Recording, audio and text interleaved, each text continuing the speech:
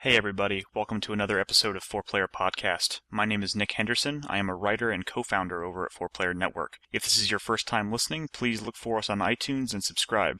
Doing so will keep you up to date with not only this podcast, but our sister shows Cocktail Time and Audible Impressions as well. If you haven't already, swing by the website at 4playernetwork.com and join our gaming community by signing up for a free account. And last but not least, please don't forget to tune in every night over at 4pp.tv to watch us broadcast games, record podcasts, and interact with the community. But enough about that, it's time to talk about video games. Let's get started.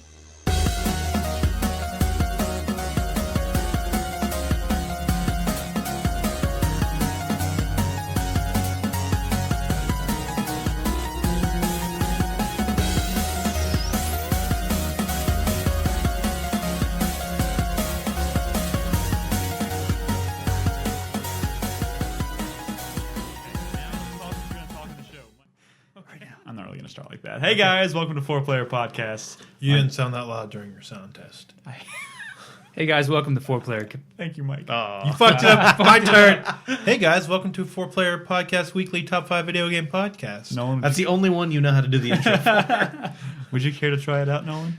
Hey guys, welcome to 4Player Podcast. That's not. Now you're too quiet. This is episode 303. 303. Nice, I was right. What's the date today, Nolan? Today is January 29th. What year? Is it 29th? Yes. Okay, 2013. What I couldn't remember year is it? I couldn't remember if it was 29th or the 28th. Very, very well I done. don't know dates. But you know the podcast number. That's I impressive. do. So, hey, 303. guys. 303. Fuck. 303. I remember, I think the first one. The very first The one? very first one. I wasn't even there for the very first one. Yeah. I wasn't there for that. Yeah. It was just Brad and David. I think I was in the other room. I remember the lower Probably playing the games. lower Smash hundreds. Bros. Yeah. I remember the lower hundreds. I remember the around 50 or so and beyond. Anyway, Good we're deal. wasting time. We are We wasting time. I've got limited time. Yeah. Mike is joining us tonight. Say hello, Mike. How's it going? Welcome back. It's good Thank to you. have you on once It's again. always great to be here at 4Player. You will be joining us for the majority of the evening. You do have to take off around 9, so we'll take a break around that time when you head out. But thank you for being here. No, thanks for having me. Nolan Hedstrom is joining us. I am joining us. And Brad Simons is diddling his phone. Yellow. Diddlin. Diddling his phone. And of course, I'm Nick Henderson. I think he just has. I think he has the Tingle Tuner app. Is there really an app for that? I doubt it. Okay. No, So- J52 just sent me a useful tweet of a link to JTV Twitch chat. Apparently in a browser, it actually. Yeah, no, that's the Oh. pop-up link. You know when you pop it up in chat. Yeah. It's that link, Is that the one that doesn't work so well? and not always. We're discussing how the Twitch TV app is not very good. Yeah. It really is not. It- But you can there watch really us. should be an option for chat. It only makes sense that you should be able to talk to the people watching the Exactly. channel. I don't know. But if you're watching us at home on a screen, on a computer, you can watch us broadcast live at 4pp.tv every night, and you can also watch us record these shows. So be sure to do that. We do this every Wait, what day is this? Tuesday. Wait, Correct. Tuesday That's night. correct. God damn it! I thought it was Thursday. I was like, tomorrow's Friday. I wish it was Thursdays No. because I have a residency every Tuesday at Yeah. a certain bar downtown, so I'll be playing every Tuesday. Nice, But I can always come till 9:00, like tonight.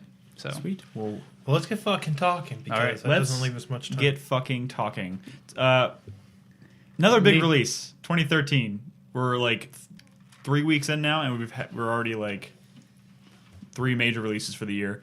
This week, we're going to talk about Ni no Kuni. Wrath Ni no of the White Kuni. Witch. Ni no Kuni. Brad, you care to say it? Mila Kunis. Ni no Kuni, Wrath of the White Witch, the collaboration between Level 5 and Studio Ghibli, Miyazaki, all that good stuff. Which I'm pretty sure Not we're all... Miyazaki. Yeah, Studio it wasn't Ghibli. Miyazaki. Studio, This is Ghibli. Miyazaki didn't That have is any a part? studio, though. Yeah, yeah. Well, Studio Ghibli, nonetheless. I think we're all big fans of Studio Ghibli. oh yes, So we're going to talk about that at length. Then we'll touch on the Dead Space 3 demo because that is finally out, and that's been kind of a controversial thing. And I would like to get some kind of little update from Nolan on his quest to finish the Metal Gear Solid series before Revengeance We'll hits. get there. and that demo's so awesome. Yes. Yeah, so good. It is. Okay. That's cool. Yep. So, let's start with Ni no Kuni. Ni no Kuni. Ni no Kuni. Let's break some ice here real quick. Mike is 20 hours into this game. Yeah, I'm about 20. Well, now I guess I'm about 23 hours. Did you into it. know that King of Hearts frequent chatter on our page is, I think, 45 hours. He is Wow. 50. He is not a frequent chatter. I'll tell you. He that used to much. be a frequent chatter. Yeah. He's been popping his head in every once in a while. He's pretty much done with the game already. Yeah. Usually, Jesus. anytime someone's playing a Japanese RPG, he'll pop his head in Yeah. and go, "I love Japanese RPGs." and then he'll vanish. Well, I mean, that's one of the things I like about Ni no Kuni is I typically get bored of JRPGs. You know, Really, you fooled me. Yeah, yeah, yeah. Wait a minute. Hold on. What's the last one you played? Played. No, what's the no. last JRPG you played? Well, Xenoblade. Xenoblade. Xenoblade. How much of I that like did you play? 63 hours. Okay. What did you play before that? What was the last JRPG that bored you? Let's see. It's been a while. Wait, which has been a while for the one you enjoy or the one? Lost you Odyssey. I couldn't get into it. I know it's super That good. was a long fucking time Yeah, ago. yeah. Yeah. And then again, Yeah. But were you at a place in your life that maybe you just weren't? I was drumming a lot then. I mean, I didn't have a lot of time for. All I'm saying is that I don't. It's not that I don't believe you. It's that I think you're lying. I just think I that you're a don't feel horrible like liar. this game has the hooks in it that will keep a person who doesn't like JRPGs interested. I think. Well, I know what I really mean? love. I think it's partly because I love Studio Ghibli Yeah, so no, much. no, I think no. that's, that's I the think thing. that's why Everybody a lot loves of people Studio are like That's this game. I think one of the art style reminds me of all these movies that I really really love. The art style, but I will say this: what makes Studio Ghibli movies so great, not what the makes their art style. animation so great, is the subtle details and like the physical humor of the animations. Yep. You know, characters doing really like funny, like offhand things. It's also- well- sometimes the most throwaway animation can be the most charming fucking thing in the world. But it's also facial expressions are a big deal. That whole like They slow also- reveal where they like realize something and they're like Yeah, yeah, their yeah. hair like that whole thing. Yeah, There's for a lot sure. of stuff like that. Yeah, that But really it's brings very emotion physical to the stuff. characters, and you don't get that. And in they the also game. have really Exactly. unique. Well, like characters. in-engine stuff, it looks like Studio Ghibli art, but in-game it doesn't look like Studio Ghibli animation, and it's the animation which is what sort of made them the fucking Disney of Japan. And now that's not to say that the animations are bad at all. No, no, no, They're no, no, still no, no. phenomenal and it looks great, but it just doesn't have that. I'm just saying I'm don't know surprised what that to call that those studio. I mean, like there was probably 2 Studio Ghibli movies on my top 10 movies of all time. I love Studio Ghibli.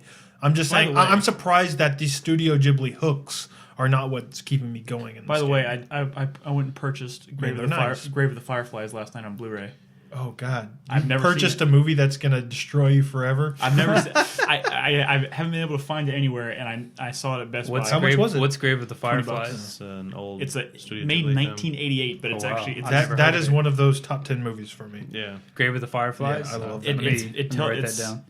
it's basically a telling of like it's basically an interpretation of someone's diary during the aftermath of Hiroshima and Nagasaki, right? Mm-hmm.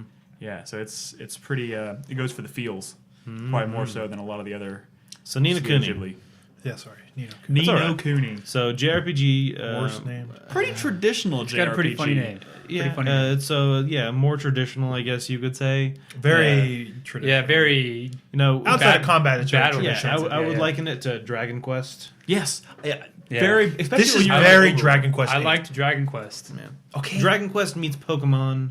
Okay, Brad wants to say how much he hated Dragon Quest. No, it's very Dragon Quest 8. It's very Pokemon. Yes. Yeah. I just want to put this on the table before we get into this conversation. I am a known hater of Dragon Quest and Pokemon. Yes. I just want to put that on the table because I feel like I've been like, you know, when playing this game, I might make criticisms here and there, and people are like, what are you talking about?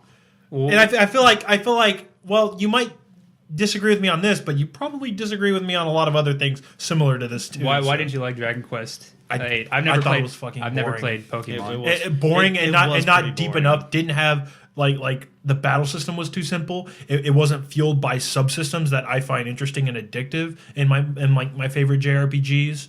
The story wasn't particularly interesting. I mean, everything about that game that I think was good was that one, it was well produced. I mean, it looked nice, the music was nice, it was put together into a very polished package, but one that seemed kind of empty to me in all the places that matter. And two, really good job with monster name puns, Yeah, God, yeah. of which this game has some of that too, Yeah. but not as good as Not Dragon as good Quest. as Dragon Quest, but they're I don't know. I haven't seen them all, but from what I've seen, some of them are pretty punny. Yeah. Have you caught them all yet? What? That's stupid. I haven't caught anything yet, Sorry. but apparently you So, can't yeah, catch okay. it. Yeah, So you gotta get to the let's certain- start. So the basic story of this game, without getting into spoilers, you play a boy, Oliver, has some special abilities. He has a doll. Turns out the doll is not a doll. A doll given to him by his mother. It's a fairy It's a thing. fairy. Lord But it High. doesn't- but it's it doesn't Lord look like High traditional Lord fairies. of the fairies. Let's keep the I know, we are. keep the So he nuance. ends up. He Oh, I has, thought Nick was going to say, let's keep the homophobic slurs at a minimum. Jesus, Nick, you need to What calm the hell, down with Nick? that. So anyway, you're a wizard, and you have the ability to travel between two Realms. worlds, realms, dimensions, whatever. And so that's how the game kind of starts. And so you're going. So you go to this new world, and it's magical, and there's creatures running around, and you battle them like Pokemon in a sense, or Dragon Yeah, Quest. your main But- means of combat in this game is through familiars, which are like Pokemon. Yeah, and so one of the things I did like a lot about this game is not only can you do your familiar combat, but you can jump in combat. So familiars can only be in battle for a set amount of time. Yeah. In this case, they start out at 30 seconds. And if the battle lasts longer than 30 seconds, they Get have- tired. they get tired of this reset thing. So it's best to pull them out before that happens, and then you can jump in and do combat. Or switch which- to another one. If you have more than one, you can switch to another. And I Yeah. really enjoyed that they did that. It's a really interesting turn as opposed to having a series of creatures that each have their own health. They share the health bar with you. Yeah, see, that was Yeah. one thing I was going to point out, and I think I really enjoy that. I think that's one thing I think a lot of people might be split on, is the fact that all your familiars and you as a character share the same health and magic bar. Because a lot of times, especially in really complex RPGs, I get lost really quickly trying to manage multiple people's health. Because like I'm focusing on one character without even realizing that my other character is being destroyed. You sound like someone who would like streamlined universal ammo in your survival horror games. Who wouldn't?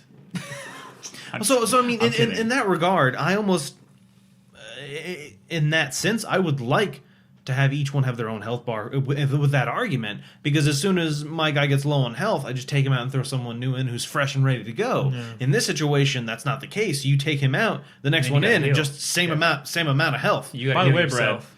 Brad, in my defense, that's an atmospheric thing, and I would never want to use infinite ammo in survival horror. This is different because this is a system that, to me, I'm just making it. constantly gets lost in the. I was surprised. Like when I first started, when you play for a while, and the combat system was pretty easy. Like Pretty I basic, I yeah. have no challenges whatsoever. But then I got to, I guess, the first big boss battle, and I almost died. The one in the I mean, forest? no.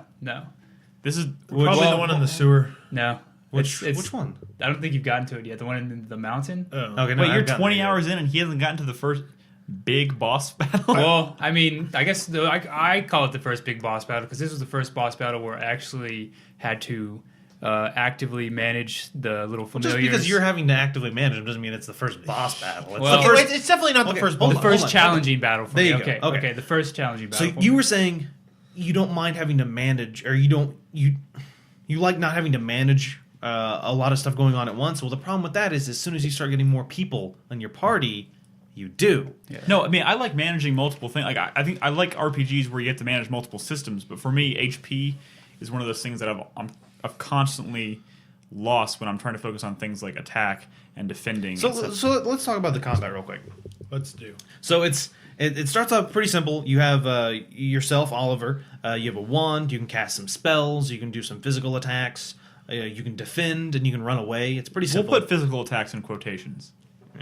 Well, it's a wand, so it didn't do much damage. He's not a tank. That's the point. He's a Well, wizard. the thing is, you never attack with your wand except, at the very, very start of the game. Yeah. And it's so fucking funny because he just goes over there like- and he starts whacking it with this stick. And it reminded me so much of South Park when Carmen's like, Fat Kitty, Fat Kitty. Because you're just attacking these little creatures with your stick. So in that case, you throw out a familiar, and the first one you get is a physical familiar, a mite. Might. And I'm so still using the same Oh one. yeah, he's really good. Yeah. And so he uses a sword and a shield, and so he can bash enemies and stuff like that. There's counterattacks and whatnot. But as the game goes on, you'll get more familiars with new abilities. So you want to make sure you're collecting them, which neither of y'all are at that point yet. It's I have it's 3. It's about okay. So sorry. Yeah, you get some. You get them, but you don't start collecting them yet. About 6-7 hours in is when you start having the ability to capture them in battle. So that's where it becomes really like Pokemon, right? Where you Yes. actually you have to actively Yeah. make So that effort. it's not that simple though. Hold on, I'll get back. So back to combat. So there's a lot of different elements to it, but as soon as you start getting more people in, you don't manage their combat. They are doing their own thing. So there's a tactics menu. And But you- it's not fucking Dragon oh, Age. hold on. Yeah, it's not Dragon Age. It's definitely not Final Fantasy 12. Well, nothing about this game should ever scream to you either one of those games. Yeah. Well, no, but with like AI control. So you can tell them I want you to attack a lot or defend a lot or do nothing. Who the fuck would choose do nothing? That's an option.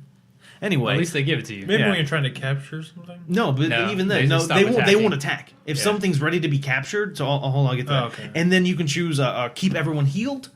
And then there is Probably leave it on that one. yeah, no, Yeah. that's yeah. So pretty much you think that right?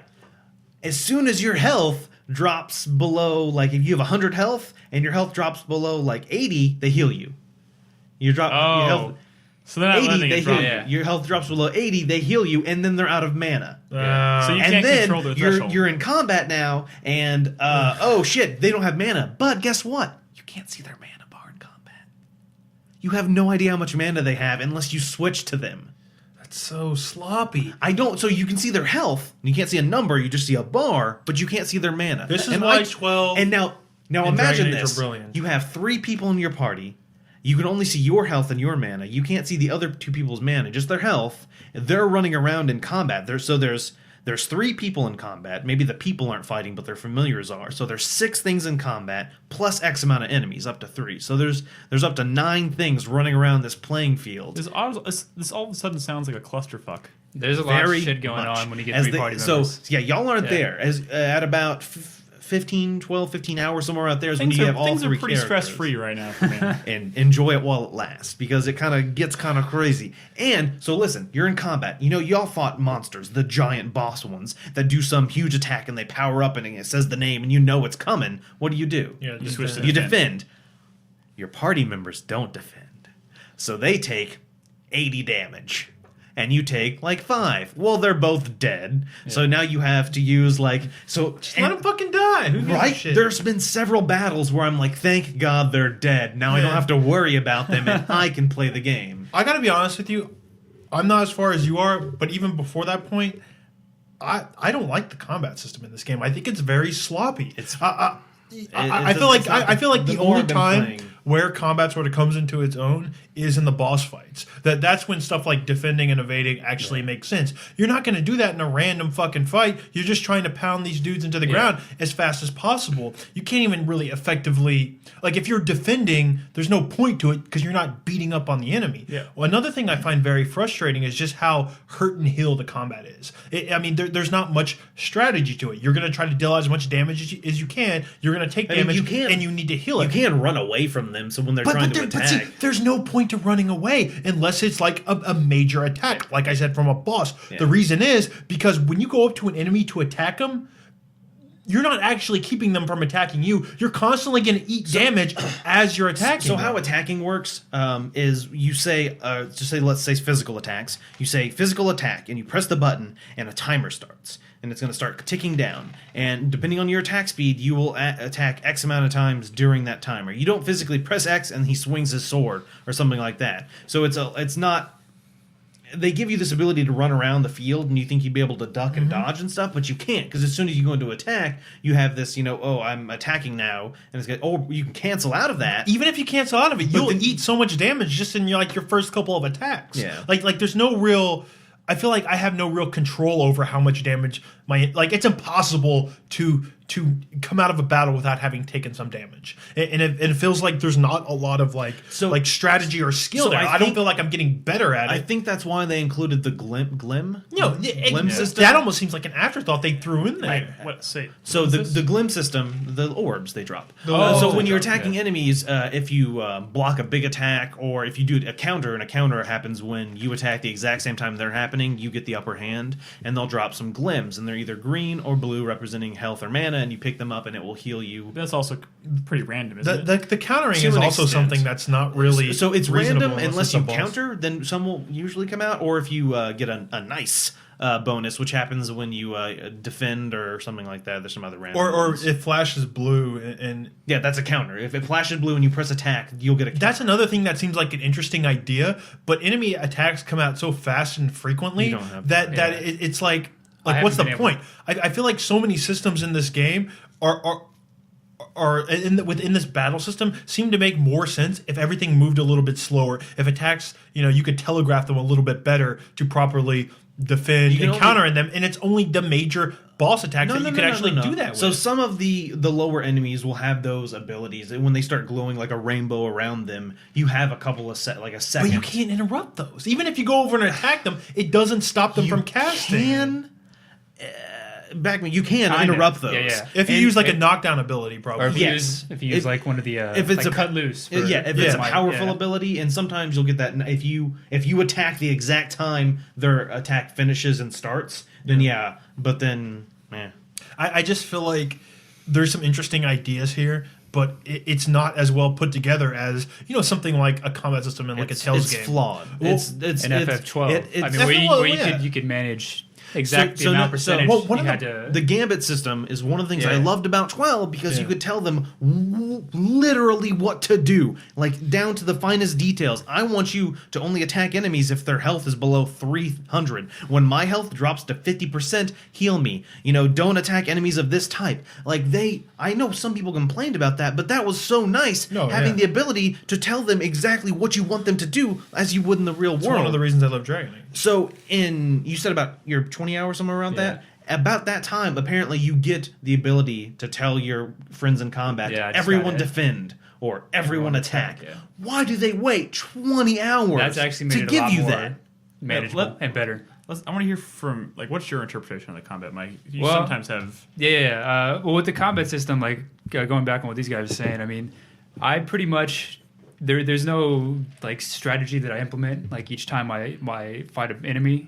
just press X a bunch. Yeah, it's pretty much I use the might and just try to kill everything as quickly as possible. Use its The only actual strategy is the whole element triangle. yeah. Which is not really Well, much strategy at the all. only time I do use any kind of strategy is on boss fight.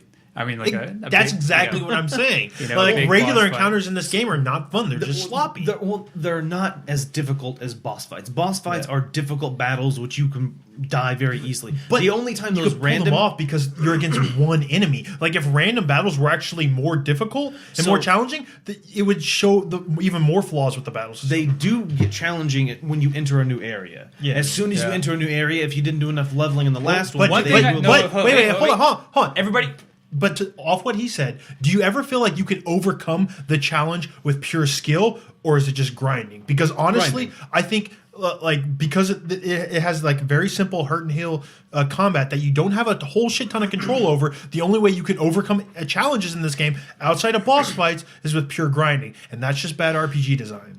What isn't most Yeah. old school RPGs like that? You come across a boss that you couldn't beat, then you have to go back and grind. But the thing is, this is an action. I mean, this isn't a pure turn-based It's real combat time, game. which It's is- mostly real time, and I feel like the best real-time combat systems, or even the hybrids, you do have when you go into real time, you have a certain amount of skill that you can execute. Take something like a Tell's game or whatever. In a Tell's game, if you come across a really hard enemy, if you get hit and damaged, you could probably die pretty quickly, but you can outplay that enemy. You can dodge and counter and parry every attack. You can hit him in a combo to not even get him a chance to attack. I don't feel like I have enough control over the real-time aspects of this combat system to actually be able to utilize Twitch skill to be successful, versus an enemy encounter. It's more of a turn-based game, philosophically speaking, where it's more about strategy than Twitch skill, and I feel like that's where the problem lies, is that there isn't enough deep strategy in being successful in these random fights. random encounters. And that's why they're probably tuned a little bit easy, and you just have to grind to overcome the hard ones. One thing I love about this game is when you've leveled up enough you come across the same enemies, and they run that's- away from you. So that's they run away from it's you. a very good Not indication. even Oblivion did that. That's a very good indication. Suikoden did it. Yeah, they did. yeah. It's a very good indication of when you're kind of done, and Yeah. like you are done in this area. It's not even worth fighting. It's time to move on because the amount of money and experience you're going to get from battle isn't worth it. And I do enjoy that they. Yeah. And it's kind of like nice to just be able to not have to worry about random encounter. Like the jump ability seems silly, but get it. Because you can actually move faster with it in the overworld if Really? you just like jump a lot. You can jump in the overworld? Yeah. Yeah. And I noticed I started running faster because when you run, your team members, which y'all don't know yet because you don't have them, run behind you. And if I start jumping, they'll slowly start falling behind me. And I can just like. Really? I leave- was leave going to them in save it for dust. the ability that lets you just move faster in the overworld. Yeah, I got that. So too. I have that. Is too. that So- useful? So listen, Yeah. listen to these shenanigans. So you have. So let's talk about that. So there's a lot of side quests in this game. That's good. I enjoy side quests. Some of them are fairly interesting. You get rewarded with items, weapons, money, and stamps. That was Uh, one thing I wanted to bring up. So you have this merit card, merit system. and essentially it's like if you were to go to like Subway used to do punch cards. I'm trying to think of something that's regional. And for every 10 punches, you get something free. So in this case, every time you do a quest, you get X amount of stamps, and once you get 10 stamps, you fill in up a card, and you can turn that in for something. Yeah. So they start off I pretty haven't simple. filled out a card yet, so I'm not really sure what you get when you fill it up. You go buy like an ability, like a jump ability. When you talk to the guy you get bounties from, Yeah. there's a turn in and it'll show you a list of everything you can get. So they start off pretty simple, like run faster in the overworld, collect more glims from battle. No, I think that's on the second tier. You can jump, you can do all this different stuff. But one thing the thing that this game is bad at is explaining things and putting detail to things, because I didn't Really? Listen, I didn't know, and you're not gonna know until I tell you that you don't get the second row of merit rewards until you fill the first one completely. What? That's so They lame. don't tell you that though, so you have to get everything before you can move Which on. I'm assuming is why. The side quests in Because, this game are so boring. I was So hold on. So not all of them are boring. My problem is Or the some of lack of detail. So you have a journal that keeps track of everything you've done, right? But the journal says like nothing. It's so basic. There's one quest in Al Mamoon. You're there, right? The desert Yeah. town where this guy's like, "Oh, I need to make this curry, but I need these spices." And you're like, yeah. "Where do I get the spices?" Oh, and you go yeah. and you talk to this guy, and he's like, "I need these spices." And I'm like, "Okay, so I need to get these and these. Cool." And I'm out in the overworld looking for these spices, and I'm like, "What spices did I need again? Let me look at my journal." You need to go see that old man to get those spices. It doesn't tell you what ones. That seems And so I'm like, what? It's so, it tries to be so like simple that it almost oversimplifies it. And like, it's just, I don't understand. So one thing I was telling you I liked is the main quest. Whenever you stop, it'll always pop up. You're supposed to be doing this. Or It's a you, nice. you hit a button. No, if you just just- stop moving. yeah, just if you stops. stop moving, and it's unintrusive. I it'll on the top it'll be like, hey, maybe we should head to Al Mamoon or something like that. Oh. And that's nice. And I actually usually turn off that star because it's kind of distracting to me. Oh, but I okay. hate that you can't set any quest as an active quest like you can in most any other RPG. Yeah. Like in Dragon's Dogma, when you want to do a quest, you say, I want to do this quest now. Yeah, that's and it Western will help RPG you. design. You can't. And it's just you have to go and check in your journal and be like, oh yeah, I'm supposed to be doing this, and that's kind of Yeah, frustrating for me. that's a pretty odd design Well, choice. yeah, it Like I is. said, it but seems you know like what? they oversimplified things Old too. JRPGs didn't even have Yeah, quest they didn't logs. have quest Yeah. logs at You all. just remembered shit. Well, that's what I'm saying. Is I've almost gotten used to that, and it's nice. I'm not saying they have to. I don't want them to put. I don't want to say I'm doing this quest, so it puts a thing on my map and it tells me where to go. I don't want that. I would just like maybe to be able to set it as active, so when I stop running in the overworld, it will pop up. You're supposed to be doing this. And I'm like, why can't it do that? Yeah, there's a few weird designs. have any of things your like that. Pokemans Pokemon. evolved yet? So Yes. when you get to Is that Al, cool? when you get to Al Mamoon, I mean, they get different clothing and become more powerful. so when you get to Al Mamoon, Different clothing. Yeah, Yeah. hold on. When you get to Al Mamoon, you eventually have to go do these trials, which are actually pretty cool. They're these they're puzzles and stuff like that. I actually had fun doing them. They weren't that bad. And then after that, you now have the ability to use these stones, so like Pokemon, like all the different stones.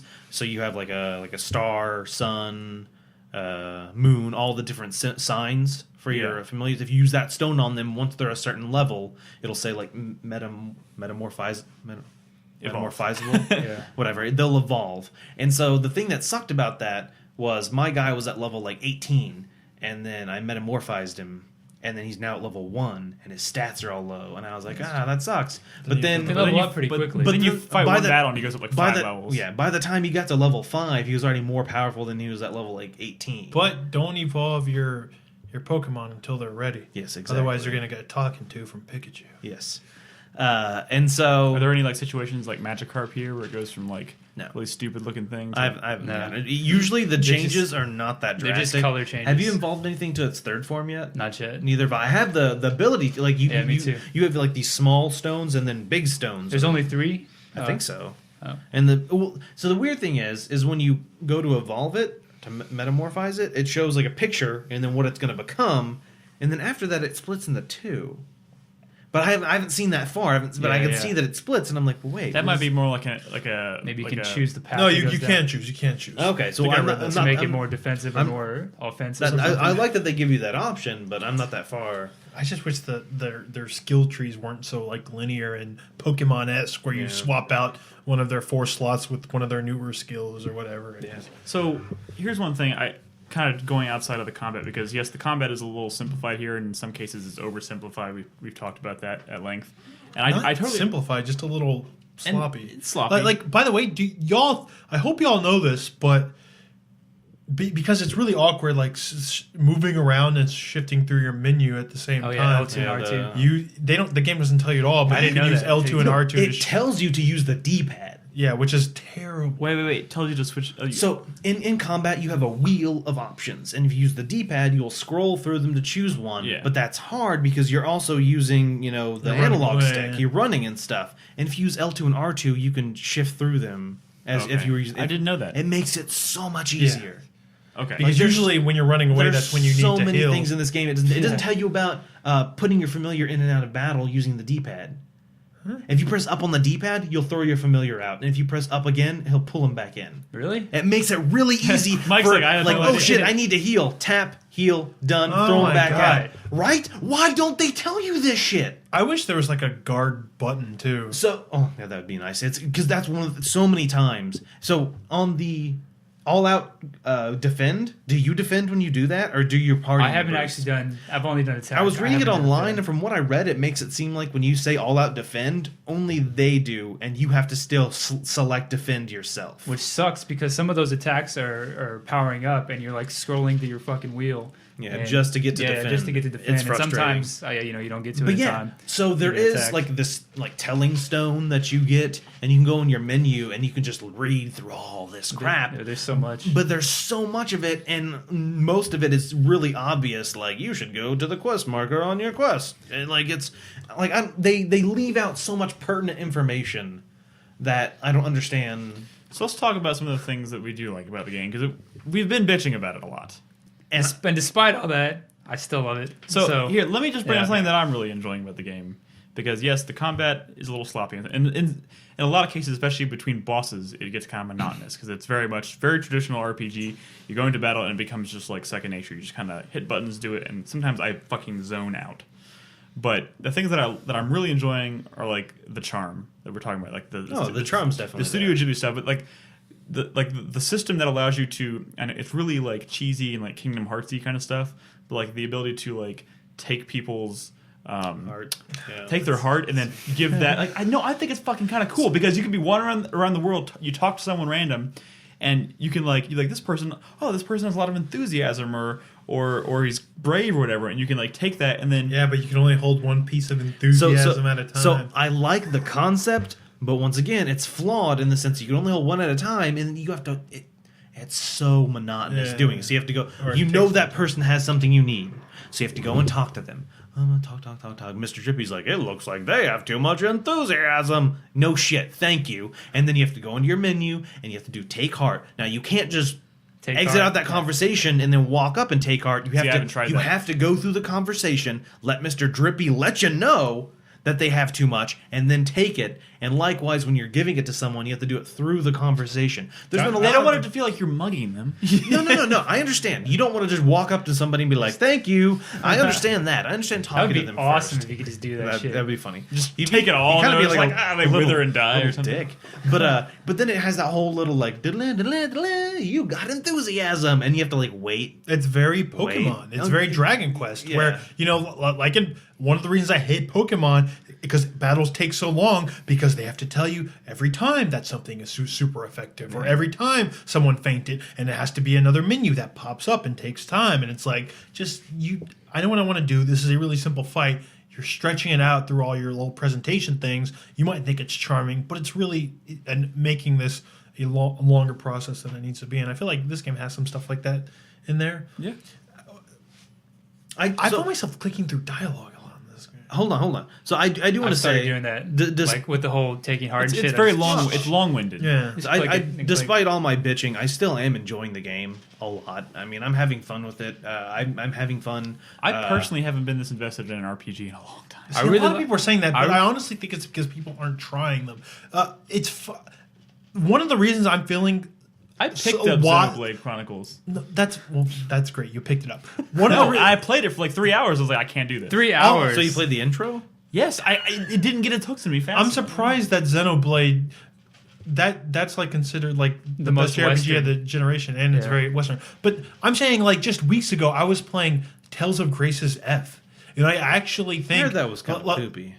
Or people were pooping on it. Well, I mean that's the thing. You see reviews for, literally pooping on it. you see reviews for this game and like they're fucking in the 90s. Tales of Grace's F, they're like like high 70s or something, and like I'm calling bullshit on this. Yeah. I know people love Studio Ghibli and they like really nice looking things and nice presentation. I think they're giving but, too but, much to the presentation. but and a lot of people are saying, "Well, I haven't been played a JRPG in a long time." That's because you didn't actually sit down and try something like Tales of Grace's F, which has a much better battle system, What- which has much better subsystems to system back is it that on? up. And it's PS3. And honestly, There you go. honestly, like I think their writing is a little bit better. Like it might be cliche because it's very anime, but there's a point where you could be very good at executing on that. I think anime humor, when done well, is really funny. And one thing that is always really good in Tales games are the skits. When you're walking around the world and your characters strike up a conversation with each other, that shit's like fucking hilarious. And as cliche as those characters might be, I become way more invested in them because of their interactions with each other. So That's I think honestly more charming than to look at some of the stuff in this game. So Well- here's one thing: was Studio Ghibli directly involved in the writing of this game, or is it just the animation? Just the animation. See, that's where I think I think people are so focused on the visual charm of the game that they're not noticing that some of the other things where it doesn't quite live up to Studio Ghibli's name. Because a lot of people are going into this thinking Studio Ghibli, and they think that they don't necessarily associate Ghibli just with the animation. They always associate it with the writing and the storytelling and the details that you were talking about Well, earlier. And a lot of those things just aren't up to snuff in this particular No, game. I mean I think they're Whoever fine. wrote Like honestly, this is a very like Dragon Quest style game. Yeah. It's a very slow paced, like charming thing that takes its time, lets you soak it in, and people really resonate with Dragon Quest games very specifically because they remind them of those old JRPGs they used to play. Because Dragon Quest has always kind of been stuck in the past, at least until they turned into a fucking MMO. But what I'm saying, it's that kind of like I like a game like this. It reminds me of the older Dragon Quest games. Yeah. I think if you like a game like Dragon Quest VIII, which people fucking loved, like it's very easy to love something like Ni no Kuni, absolutely. But I'm just, I feel like growing up when I was playing like RPGs on the Super Nintendo and PlayStation, I was really into them for like the stories or whatnot. But I think we evolved. Video games have evolved a little bit, and I'm not honestly. If I'm going to play a JRPG now, it's because I get really addicted to like subsystems or like I'm really satisfied with like the combat system or whatever. I think your level of enjoyment for this game is going to depend on how you approach those kinds of things. Like for me, playing an RPG is not always about getting super into like a really intricate combat system. Sometimes it can be overdone. But see that to what the I'm point saying where it turns what I'm- me off. What I'm saying is now that's what I'm looking for, and that's probably why this game isn't resonating with me as the people who maybe don't play many JRPGs anymore, and they sort of forget that I could just sort of like enjoy this world and, and sort of explore it at what my it own also pace. is for me so many games, especially after last year. I played so many games that were so serious and darker in tone. Just that lighter tone is just enough to like get me really. Yeah. Just But kind again, of, I give you the example of like a Tales game, which is also not very dark. So, Yeah. Brett, you were talking about subsystems. Later on, you will get more. I mean, so like right now, you have the ability. You have the creature cage. You can feed and them like you I can- discovered that last night on a whim, by the way, because they didn't tell me about that. Once again, I was like, they what's this? fail to tell And I you was like, about a lot. I can feed them treats. Yeah, so you can feed them treats,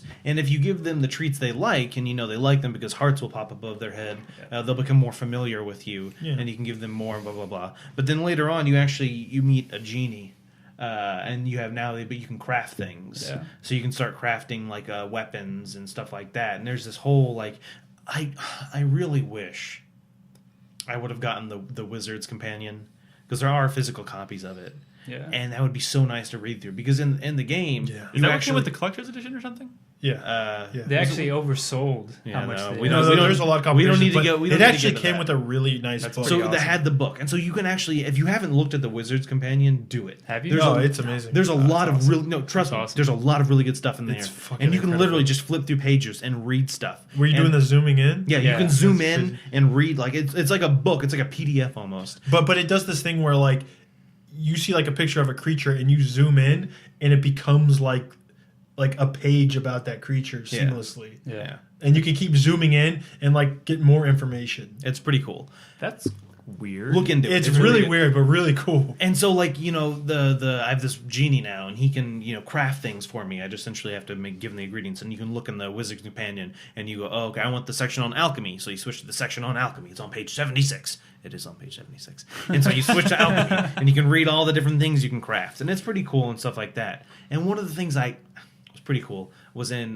Ding Dong Dell. If you go to, there's like a fountain in the back, and you get talk to the kid, Yeah, the ghost kid, kid. and you get the spirit medium thing. Yeah. Yeah. He shows up later, and he's like, "Hey, I'll help you out if you read this story." And I'm like, "I'm not gonna fucking read this story. It's like 8 pages long." And he's like, "All right, I'll help you, but I got to quiz you on that story first." And I was Yeah. like, "Shit!" And so I actually had to go back and like read the You story. should have just game fact that. Just find the. I didn't No, want- the story. I mean, it's actually pretty interesting. Yeah, the story was actually pretty good, and that which makes writing's me pretty good. want to go back and actually read the I other wish I story. would- but see, they're this kind is of like the kinda- Aesop's Fable. I mean, like Yeah. they're just like little fable Thing is, stories. And they're you're pretty cool. supposed to. The 3DS version of this game didn't come out over here. No. It didn't do very well in Japan, but the 3DS version only came with the book. Yeah. You had to have the book. And you notice that all the spells you have are various, like, Yeah, because you rune had to symbols and draw stuff, them on you had the to 3DS, draw them. And which you, I think would have been amazing. and you if this was actually on had to, like, flip through the book to find, oh, like, what's the rune? Because I forgot it. And then draw it on the screen. And if you notice in combat, anytime Oliver casts a spell, he's holding his book open Yeah. when he does it. Which is cool. And so that, yeah, I like that they did that on the 3DS. Is you couldn't just say, you know, healing whatever. You had to draw Draw it that out. thing. So why is that not a move feature? Well, Why isn't it a move feature? That would be really You know, cool. why didn't they Sort of. put this on the Wii U when you had the tablet Yeah, and that's blah, true. blah, blah? I mean, So I do want to hear a little bit more from Mike, because we haven't had a chance to hear your full thoughts on the game. Tell us about Ni no Kuni, Mike. What do you love about Ni no Kuni? Well, I mean, I Don't mean am to really put you on enjoying the charm of the game, like the combat system. And it's kind of like clunky, but I mean, I still am enjoying the story. And right now, I just got to a point where it's become like a side scroller. that's yeah, interesting. Yeah. What? So Yeah. So that's pretty interesting. I mean, it's the change. Like, the it's- area just looks side-scrolling? Yeah, the area, it's like, it looks side-scrolling, and then you go into rooms, and it becomes like this top-down, three-dimensional kind of thing. but you go Isometric back. kind of thing? That's kind of cool. But yeah, it's like kind of this 2D thing now, and I just got into this fairy town, and like going back to the charm of the story, there's these two like fairy things putting on this show, this comedy show, and I was actually laughing. I mean, it's actually pretty funny with these what they were doing. I thought the writing was superb, and the acting. The voice acting was pretty awesome. And that's another thing is that the voice acting in this game, except for the kid, I don't know. Wait, the kid or Oliver? Drippy? Or no, Oliver, like Okay. Oliver's voice actor. Really? Yeah. Everybody else, like whenever he talks, like it pulls me out of the story. I guys like that. I thought of all things it'd be Drippy. I just don't like how... I like the way Drippy talks. How you... his Welsh accent. Yeah. I actually switched to Japanese audio, and so I've been playing the game. So you can okay. avoid that. Honestly, it's so lopsided. Like, there's way more dialogue that's not voiced than there is Oh, voiced. yeah. Yeah. find that a little bit frustrating. And it's not Yeah. as many Studio Ghibli Mostly like 'cause I have cuts like podcast. pre-rendered cutscenes. Yeah, there was a lot in the beginning, Very but top-heavy. things have kind of petered out. That makes sense though. So Yeah. like I said, I am enjoying the game. I know I'm shitting on it a lot, but I am enjoying it. One of the things I am enjoying a lot is the music. I think it has Yes. Oh, yeah. fantastic music. The overworld theme is good. The battle theme, like You know I'm what- really enjoying the music. You know what it is about this game? I think that really brings me back and makes me kind of want to revisit the genre in general because I haven't had a lot of RPGs that have done that for me in the past. But this is one of the first games, outside of Xenoblade maybe, but not too many RPGs nowadays really do the whole like fully interactive, like you're roaming around a huge open overworld kind of thing. Like that was really big for me back in the day with like Final Fantasy 7, 8, 9. The visual style of the overworld. If you like really that, great. you should play Dragon's Dogma. Yeah, but then as the why haven't you played Dragon's Xenoblade Dogma? has like huge scale in terms of That's its what I said. areas. Besides Xenoblade's Xenoblade. I mean, awesome. the thing is, there's so you many. look up and there's the fucking mech like way. Yeah, like that there's shit's awesome. not many RPGs, at least mainstream RPGs anymore, really go that extra, like take it that far. They narrow it. Like if you look at the complete opposite end of the spectrum, you have Final Fantasy 13, which is a complete travesty hallway. in terms of how they approach overworld stuff. Hallway press Yeah, X, and then the one push area forward. in the game where I was like, "This is what I've always wanted." It was like 13 chapters in, and it was over before 11 chapters. Sorry, 11 chapters in. How many hours into the game until you got to 20. 20. Yeah. Yeah, like you literally get to one chapter where it's a huge open environment, and I was like, this is what I've always And dreamed Nick of. fucked himself. And then I fucked myself. What'd you? I got to a point where I was No, too, that area is a great place to grind and level up, and he didn't do that, and he kept going, and he pushed through really difficult battles, and now he got to a big boss battle where he can't. That's win. not exactly how it You happened. can't go back. No, the enemies are too. I tried for about 3 hours on his game to get him back, but the enemies are too No, difficult. See, the thing is, when you get to a point like that, especially in an RPG, you're like, Nick. it's open. It's open now. Yeah. So I was like, I trained for a little while, and then I was like, okay, well, for me, it's like, okay, I've been playing this game for a while. I read That's fucking No, just- hilarious. You like. Can you let me The finish my- one complaint of this game was its super linearity, and the one time they give you a little bit of freedom, they did like the thing that like they're probably so terrified of happening. If you would let me finish my story, is that I assumed going forward that would like the game was open. Like I didn't think moving forward would funnel me back down into a narrow hallway again. So it's So then like all of a sudden I get funneled and I'm open, like, then back fuck, in. now I can't go back.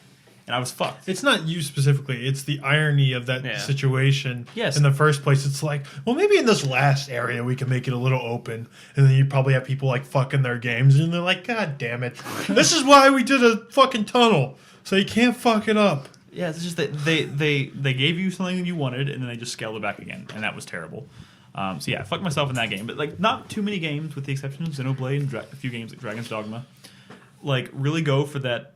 I mean, and this is like not looking at Western RPGs because I think the open world Western RPGs are very different than the Japanese Western RPGs. Like the way they treat the overworld in this game, like immediately brought me back to like Final Fantasy VII, Dragon Quest, Yeah. like that. Like, and I haven't Those are had the- that in so long. Yeah. For me, it was very nostalgic, and I was like, Well, okay, Those are the RPGs. Well, that the best started part on. is the actual like getting on a boat and Yeah. like Yeah, flying that around on shit's the awesome. dragon later. That Yeah, I can't wait till you get the I dragon. want the dragon so Yeah. much. That stuff's really cool because that's one of the best parts about those old RPGs is when you get a new vehicle and all of a sudden Like the gold chocobo? the world Yeah. opens up to you and they're like, oh my god, what can I discover? Oh, Yeah. it's like when I got the Ragnarok in Final Fantasy VIII. Yeah. Oh Yeah. my god, I freaked out. Like it was so Flying refreshing everywhere. when I was walking around the world in Ni no Kuni and I just walked into like sort of a densely packed forest. It didn't look like an actual town, but it actually like old school JRPG style. I found like a hidden area, Yeah. and in there was like a couple of quests that filled out my stamp card,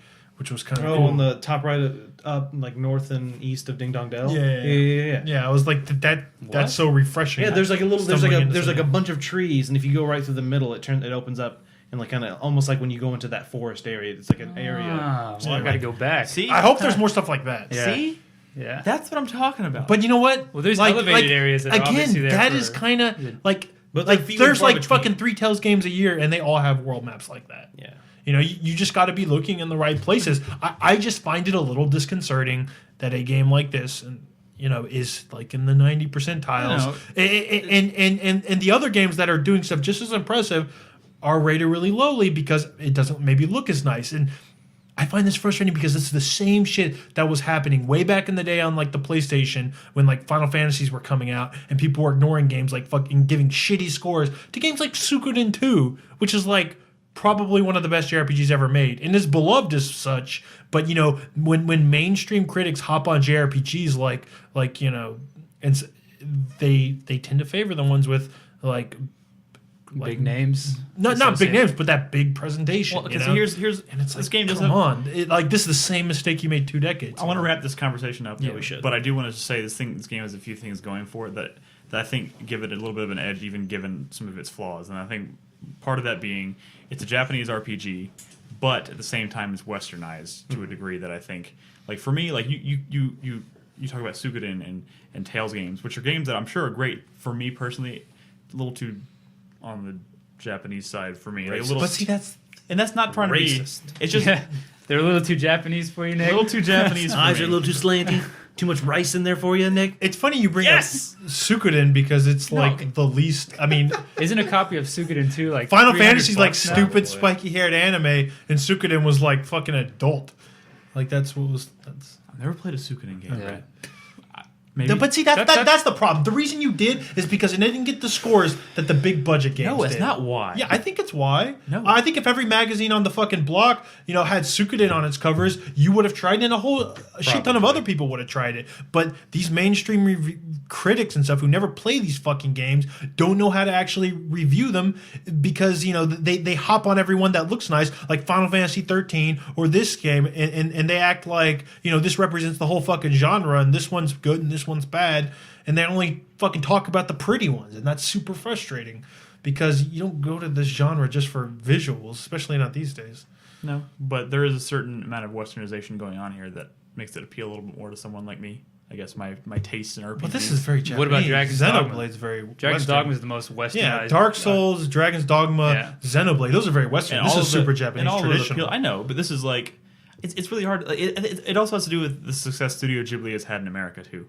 Like that, Yeah. like that. Like I'm not huge into anime. Do you like a little bit more guidance in your I guess your RPGs? Because with Dragon's Dogma, I mean, it's pretty much once you get to that first big city or Soren or whatever, then it's just open. I and mean, you got to do That's whatever very you Western. not Yeah. necessarily because I mean I love Skyrim. I fucking love that game. And that game can be overwhelming real fast. So it's not even about the guidance thing. I can't quite put my finger on it, but you know there is a certain amount of success or westernization that Studio Ghibli has had. Like that success kind of directly translates to this game, and I think is why it maybe appeals to a lot of Ultimately, in people the end, over I here. do want this game to be successful. If this Studio Ghibli thing, you know, gives people the excuse to go, oh, I kind of like Japanese RPGs, that's a great thing. Also, you know what's nice? It's not a sequel. Yeah. It's completely new, which is Well, I know, but you know what? I'd great. like a sequel because Level 5 has proven in the past that they can really figure things that's out another with thing. sequels. I adore Level 5. No, I know. I adore them. But I'm saying, like, they've proven in the past that they Yeah. can really figure things out with sequels, i.e., Dark Cloud 2.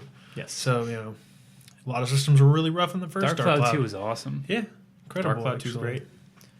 I've Been wrap meaning- up. Yeah, no, we should. Yeah, we on should- that Ken, note- Ken Levine's favorite Japanese RPG. Really? I've also been meaning to play Rogue Galaxy for the longest time. That's after I That's finish, one I've wanted to play. After I finish Demon Souls on my broadcast, I'm probably going to go straight into Rogue That's Galaxy. random. I've had it since the day it came out, and I've never played it. I know, but a lot of us have had games but that we Me tying the bow on this conversation. We need to move on. okay. So, where are we at right now, time-wise? What was that? That was my screen. White Knight Chronicles is another game that got a lot that's shit on a lot. So here's what we're gonna do. We're gonna take a quick break because we're going long, and then we're gonna come back. We're gonna talk Dead Space 3 demo, Okay. and then we'll jump into the news because there's a lot of news to talk about this week. So don't go anywhere, guys. We'll be back in just a second. Just a sec. Oh, enjoy this nice tune from Mike, Okay. which you might recognize. Yeah.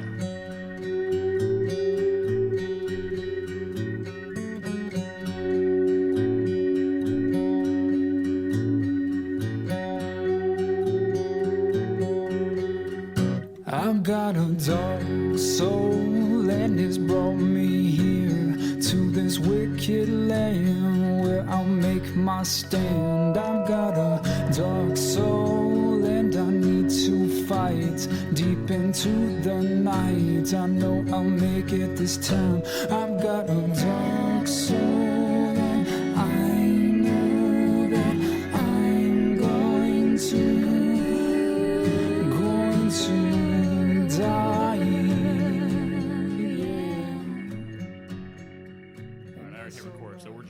into it. 'Cause Okay. Mike doesn't have a whole lot of time left for this. Yeah. So Dead Space 3 demo. Okay. Go. Go. All right, Dead Space 3 demo. I played through it. It reminded me a lot of Dead Space 2. You know, I really like the visuals of Dead Space, where you walk out and there's like a fucking huge, awesome sky. You know, and it's very actiony. It's not a whole lot in common with the first one, where it's more horror based. But that being said, I really do not like what they are doing with the upgrade your weapon system. Okay. Like the nickel and diming. That Yeah. Okay. Slow down a bit. Yeah. I'm sorry. No. Go ahead. You're good. I think That's good. One thing I just want to make sure is perfectly kind of like out in the open right here is that me being a huge Dead Space fan, coming out of E3 last year, where they kind of showed this game off for the first time. They did a demonstration at the EA conference, and I walked out of there like really fucking disappointed. I knew Dead Space 3 was going to be announced. I knew they were going to be showing it, and what they showed really kind of made me concerned. It looked very Gears of War-ish. They showed off some of that cover-based shooting, which is in the demo, which we'll talk about in a second. But it did not look very Dead Spacey. And also, they introduced the co-op aspect of it, which I don't know. I'm a little more on board with it now after playing the demo and seeing how. I haven't tried the co-op yet, but I'm kind of getting hints of how it's going to kind of work I'm cool from the with demo. co-op. I mean, Yeah, I'm a lover of Resident Evil 5. So But all that kind of falls on how I feel after playing the demo single player. But I was very concerned about this game. Very concerned. I thought they were straight up Gears of War in this shit. Yeah. I thought it was going to lose some of that glitz and glamour that they like. It was really horror. yeah. It was really horror, but it was really big budget and epic and exciting and really well produced. And what's going Keep on. I don't know. I'm easily distracted, but Always have. I was so I know, so concerned about how that was going to turn out, and I've played the demo now. I'm back on board. Sit down, Brad. I'm back on board. I'm officially excited about Dead Space 3 again. Yeah. What's on that note, Nick? I just wanted to say That's that. the only thing you care about is what's That on is that note. all I care about is what's on that note. Let's not show Nick the note. All right. God damn it. No, We all played the demo. Not all. We didn't all finish it. Right. What's on the note? What's in the box? What's in the box? So I didn't finish the demo yet. co-op. Right? Wait. Oh no! wait. Is this Chris Davis is in here handing us notes with news on it. I hate you, Chris That Davis. can't be for co-op. Just show them. Just show me this. It's an audio podcast. Someone read it. I'm gonna Dead read the Space notes. 3 DLC. Go. Dead Space 3 DLC microtransactions detailed on Destructoid. $10 online pass for co-op. Whoa! Wait, there's a $10 online pass for co-op, so you have to pay to get the co-op? Is it Only for if you co-op? buy. It's an online pass. So if you Oh, buy the yeah. game used, You buy you have used. to pay $10 to play it co-op. Online Yeah. passes are still like asinine. Hey, here's what I'll say. Okay. His outfit is really stupid looking. It is pretty stupid. What? looking. Why? What are you talking about? It's It fucking is. awesome. It's like- No, the one in the first game looked awesome. Like it's becoming more of like a fucking superhero suit. Like he's fucking Iron Man now. Well, that's Well, kinda- yeah, I mean, the difference between... I think this I don't- game has been Mass Effect, to where it started off as one particular genre. It was And like then like a By the mining third suit. game, you know, it's It started out completely very. different. It Like, started out very horror based. Yeah. Very much slower paced, much more about fucking with your mind, and then above like throwing a bunch of enemies at you, which it still did from time to time. But Dead Space 2 became much more Michael Bay-ish, Yeah. I guess a little bit. I mean, it still had that horror element to it, but faster paced, more epic moments and stuff like that. And Dead Space 3 seems very on par with Dead Space 2. However, having played the demo, all my concerns about like the way they were presenting what's going on in the story and the epicness of it are gone. Like that stuff, the game looks fantastic still. Like nice. the pacing is still really great. I think the pacing was kind of picked up for the demo, obviously to kind of give you a feel Probably. for it. Because you run into Necromorphs fucking fast. yeah. But I'm sure that Are those the comes ones after. with the forearms and the legs? Yes. So the one thing I was right before you get into that open area where there's kind of a boss battle, you go through this hallway, and to the right's like a big hallway, and to the left is a dead end with some boxes. Yeah. And I was like, let me back up into this dead end because I know nothing's behind me. Yeah, it's and like he massive. pops out of the wall, and I was like, and I shot him, and then I was like, wait, where did he come from? He came out of the wall. Was he just chilling inside? No, the no, wall? no. No, they come out of the ground or something. No, they're not. I mean, it's a snow-covered planet, so everything is covered in snow. So if there's like a corpse, it's covered in snow. No, but it was an ice wall. Oh, I don't fucking know. It came out of the ground, I think. No, he popped. I think you're thought getting he- into a little bit of the story stuff here because Was he just waiting for me? this game or- apparently I think is supposed to take place on a planet Did where he the know I was Necromorphs coming? originated. I don't fucking You know. triggered the enemy when you walked by it. But does he just like live there? Did it startle you? Did it scare you? no. It was just like, "Rah," and I This was is like, not going to "Die." be a game that you play and get You have scared. for scary. You have to build atmosphere. You Yeah. have to It like reminded build this me- And whole the thing is, it has mindset. an atmosphere, but it has Snowy. But it's action atmosphere. Gears of War. It's like a. atmosphere. it reminds me Yeah. more of It's not a horror game. not in the traditional it's sense like- anymore. No. Not 90% demo. action. So you're talking about 10% cover-based shooting, and that was one thing. So I've never played Dead Space. It's just one of those games I've just never gotten around to playing. I've always meant to, just never happened yet. Spoiler alert: that's a new feature that was not in the old. Yeah, ones. so I come into this open area, and there's some guys. They're like, "Hey, there's Isaac." And that's I'm- also a new feature. And I'm like, "Yeah, it's me. What's up, guys?" And they start shooting at me, and I was like, "What?" And I didn't know what was going on. Like I thought this Demo. was I thought this was a game about aliens and me, and then all of a sudden there's these guys who are like, "Hey, Isaac," and I'm like, Yeah, I didn't know what that "What's was up?" about. And they shot me, and I was like, "What?" and then it's like press left trigger to get into cover, and I press left trigger, and he got like 6 inches more into cover with like 3/4 of his body still sticking No, out. the thing is, if you And I let was go of like, the trigger, he ducks down. But if you're holding the trigger, what? Yeah. See, it's contextual. If you walk up to a box and you're holding That's the trigger, he horrible. won't take full cover. He'll be poised behind the box, but he's kind of stuck to it. But if you let go of that trigger, he takes full cover. The fact that That's there's a stupid. cover system in this game at all means there are enemies that shoot at you, Yeah. which is bad on the good bad scale. Yeah, that's the thing. I'm the least That's the bad end of the scale. Yes. Okay. I'm the least enthusiastic about, you might say. Uh-huh. I think it is cool that they have like it's not just straight up like you're shooting dudes. You're shooting dudes while they're trying to protect themselves from the aliens at the same time. So And there's like it's a dynamic there. there's That's what a Chris little- was talking about. I guess now I understand that Penny Arcade comic from last Friday. What It makes so much more sense is it? A now. Dead Space joke? Yeah, no, he was hiding behind cover and he was shooting at some guy, and like the guy's friend had turned into like an alien, and he's like, "Why are you shooting at me? Shouldn't you be shooting at that guy? Like, why are y'all friends?" The and he human was like, AI. "It's a religion thing." Yeah, The human AI. I was messing around with it a little bit. The human AI seems a little bad. Yeah. See, that's why I'm like I said, I'm on board. I'm actually really excited to play this game now, having come off the demo. But I'm really hoping that the human combat is not a major part of it. a major part of Hopefully, this it's game. a pretty teensy. Because part the of it. combat where you're fighting necromorphs in this game is still pretty sweet, Yeah. and they do some really cool stuff. Like they kind of like they use the engine in really interesting ways. Because I was kind of questionable about the whole. All of a sudden, we're on this like light ice planet, but now that I've seen it in action, it's a really actually quite beautiful. Like the lighting effects are amazing in this game, and they have the snowstorm effects, which are cool, which make for some really interesting moments where like you can't see like shit 2 feet in front of your face, and all of a sudden someone comes running out of that stuff, which is really thrilling. But you also have those moments where you go into caves and you go into buildings when it's like classic Dead Space, which is Yeah. great. So if they strike a really nice balance there, I'll be really definitely on board. Yeah. But man, if you're spending half the game taking cover behind boxes and shooting dudes, I don't think it's going to be that. That they know better. did you get to the You'd hope boss? so. Did you get to the spinning drill boss, which is think the I- demo they showed at E3? Oh no, I didn't. It looked dumb when I watched it, and to be honest, That seemed like it looked pretty Kinda- interesting it's as a still- co-op thing, not a single yeah, player it's- thing. you know what? What I noticed playing it single player is that I don't know if they've really scaled it back for single player. I think it's like this is what the game is, and you either play it single player or you play it co-op.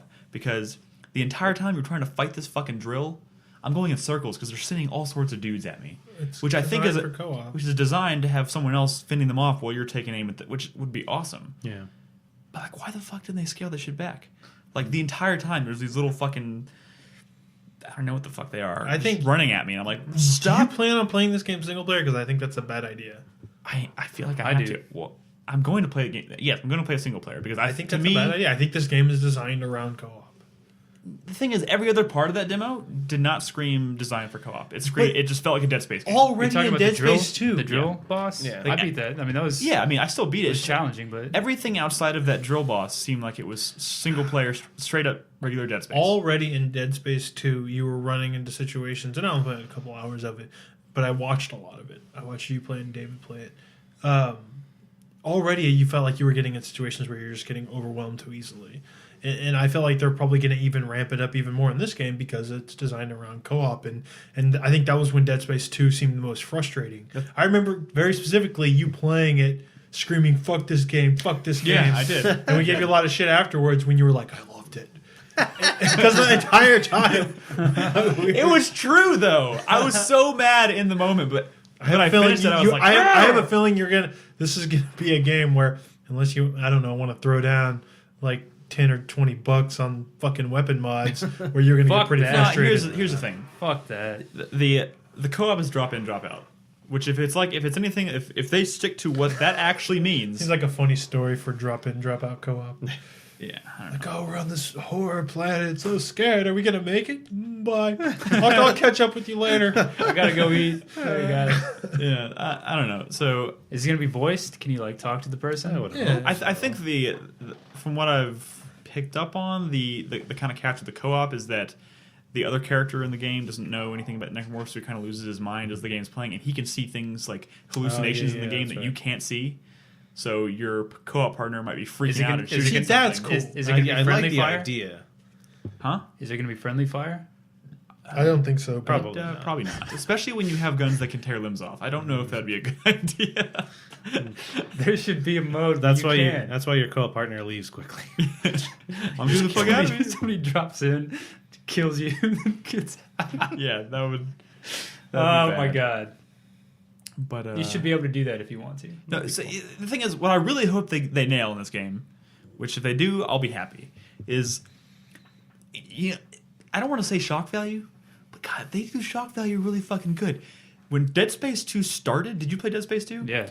The first I beat it on the like hardest 2 minutes of difficulty. the game, like I was like, you know, they're gonna ease me into this shit, right?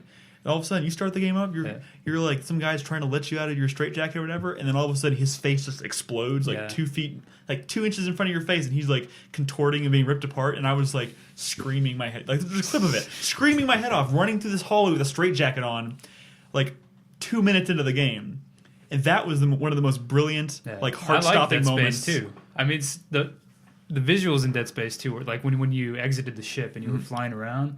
Yeah, I and mean, they do that that stuff shit was- fucking phenomenal. that You know was- what? Say that what was you will great. about your love of Dead Space 2 and Dead Space 1. Dead Space if 1 you was my will. game of the year that year. Never underestimate EA's ability to completely fuck over your Yes. favorite franchise. No, Especially with like fucking shit like microtransactions and online stuff. And how can we get more money? I'm just saying, more money. just be careful. Money. No, Keep those expectations in trust me. check. Meanwhile, CD Projekt Red puts out Yeah. DLC packs and here's the thing. entire game modes for free. Yes, you can buy a bunch of components for your weapon crafting system in Dead Space 3 with real With money. with real money, microtransactions. But I've already decided to myself, not going to even look at those. Not going to pay attention to them. Not going to buy any. Okay. And I'm going to I'm going to give my But you know opinion it's of the going to game. constantly remind you every time. Yeah, Oh, and hey, but I'm going to give my Hey, bro. +3 damage and +3 aim. 50 cents. and I will judge the game accordingly. If not having That's those fine. things. How do you fuck- feel about weapon customization in general? Did you mess around with that? Yeah, it's I pretty, played I with mean, it. I think It's it's pretty It neat. seemed pretty cool. I mean, I but, spent way too much time. but I'm not going to use Is it it- if it's going to be a bunch of microtransactions. When you're still going to be able to do that. You're just not going to be able to have as many options. Like you won't be able to get the best stuff if you don't pay. Yeah, for it. or you're That's only going to have so much crap. money to spend on certain things. So, pick and choose accordingly. Could you imagine if you were fighting a boss and he'd be like, "I'll stop shooting you if you can pay 50 cents." Yeah. One of the things Fuck you, EA. One of the Fuck you. things I'm a little maybe worried about. I don't know. I didn't play Dead Space 2, but I remember in Dead played that game. Space 1, you had lots of there's a lot of identity to the weapons. Yeah. They're very memorable weapons, Yeah. and they had like very specific uses. I used mostly the plasma cutter and the line gun, but the line gun was Yeah. kind of like in a Resident Evil game. It was my shotguns. Effectively, so it's the kind of thing. Depending on what I'm fighting, or if I get swarmed and things get close, that's when I pop out that weapon. Now that you can sort of rearrange these around these parts, and you have sort of like these do-all weapons that can do all different kinds of things, I feel like you might lose a little weapon identity. Yeah. I didn't even mess with the. They even streamlined the ammo, which seems weird. I was talking to Chris Davis about this before the show because I was playing it, and I was like, if all the ammo is the same ammo. Like it's all streamlined. Yeah. Like how do you? Where's like the resource? Like where's the ammo economy? I mean, like in a previous Dead Space game, like a line gun shot is worth more than a fucking like plasma cutter shot. Obviously, it's the kind of thing where you come across like a small box of Magnum bullets, and that's way more valuable than maybe 3 boxes of regular bullets. Yeah. But if everything's the same ammo type, It loses that. I don't know how completely. that's going to work. I mean, are you using more of that ammo by shooting a more powerful weapon? I don't know. And it wouldn't even make sense anyway. I So don't some games think shoot so. like... From how the ammo looked like, I don't think so. Also, another thing that's really weird is you're able to create the weapon so it has multiple, like it has like a force blast and a machine gun. You can have a main but- weapon and like a sub weapon on each gun. Yeah. There's no separate reload. You reload everything all at once, so it's Yeah. kind of weird where I unloaded my clip into an enemy, and like he starts to reload, but I had like a full clip of like force gun shots, and I was like, well, I should. It just seems weird that you can't separately reload those ammo. No, but I guess it technically makes sense because it's the same weapon. But And that's another thing they're Something changing that like kind of that, makes it sure. less and less like a horror game. Because the other ones were very like classic Resident Evil, where ammo's kind of scarce and you have to manage your ammo very carefully. And I don't think that's going to be a huge BB-8. component of this game. and you can't, because you can configure it to where both the upper and lower part of the weapon shoot the same thing, but you can't shoot them at the same time. You still have to alternate. I feel like if I make it so it shoots 2 lines, then why can't I shoot them both at once on like, which would be useful on maybe something that's really tough. Yeah. It's weird. Yeah, I don't know. We'll see. I'm probably gonna play it, but Yeah, I'm definitely gonna red box. I mean, to me, this is I'm not gonna buy it. I'm just happy because my concerns for the direction the franchise was taking, like on a production level, have been averted. I thought this game was going to feel watered down, like a watered down Dead Space, and to me now it feels like a Dead Space game. but streamlined ammo does make it a little more like action gamey, because part of survival horror is making that decision. Do I want to carry this health pack, or maybe like the few rounds of this line ammo? Limited inventory space. It's all about making that decision. the game like, feels like I feel like you're making less of those types of decisions because ammo is streamlined. Yeah, and I think their decision to take it to cold. this ice planet though now kind of makes it. I don't know. Like, why even do an inventory? The vibe's a little different. I think the game feels a little bit like a. I mean, it's still action based, obviously, but it feels like kind of. You know what game it reminds me of a lot, which I don't know if this is a good thing or a bad What thing. 'Cause I game never was played that, a lot. Nick? Remember Extermination on the PS2? No. That game was. There's no way. Because it's on a fucking ice planet. Is that why you're Yeah. saying? Because outside there's a fucking snowstorm. I don't know. It's fucking cool. You know what it reminds me of? I think. Fucking What? Dead Space 2 and Gears of War.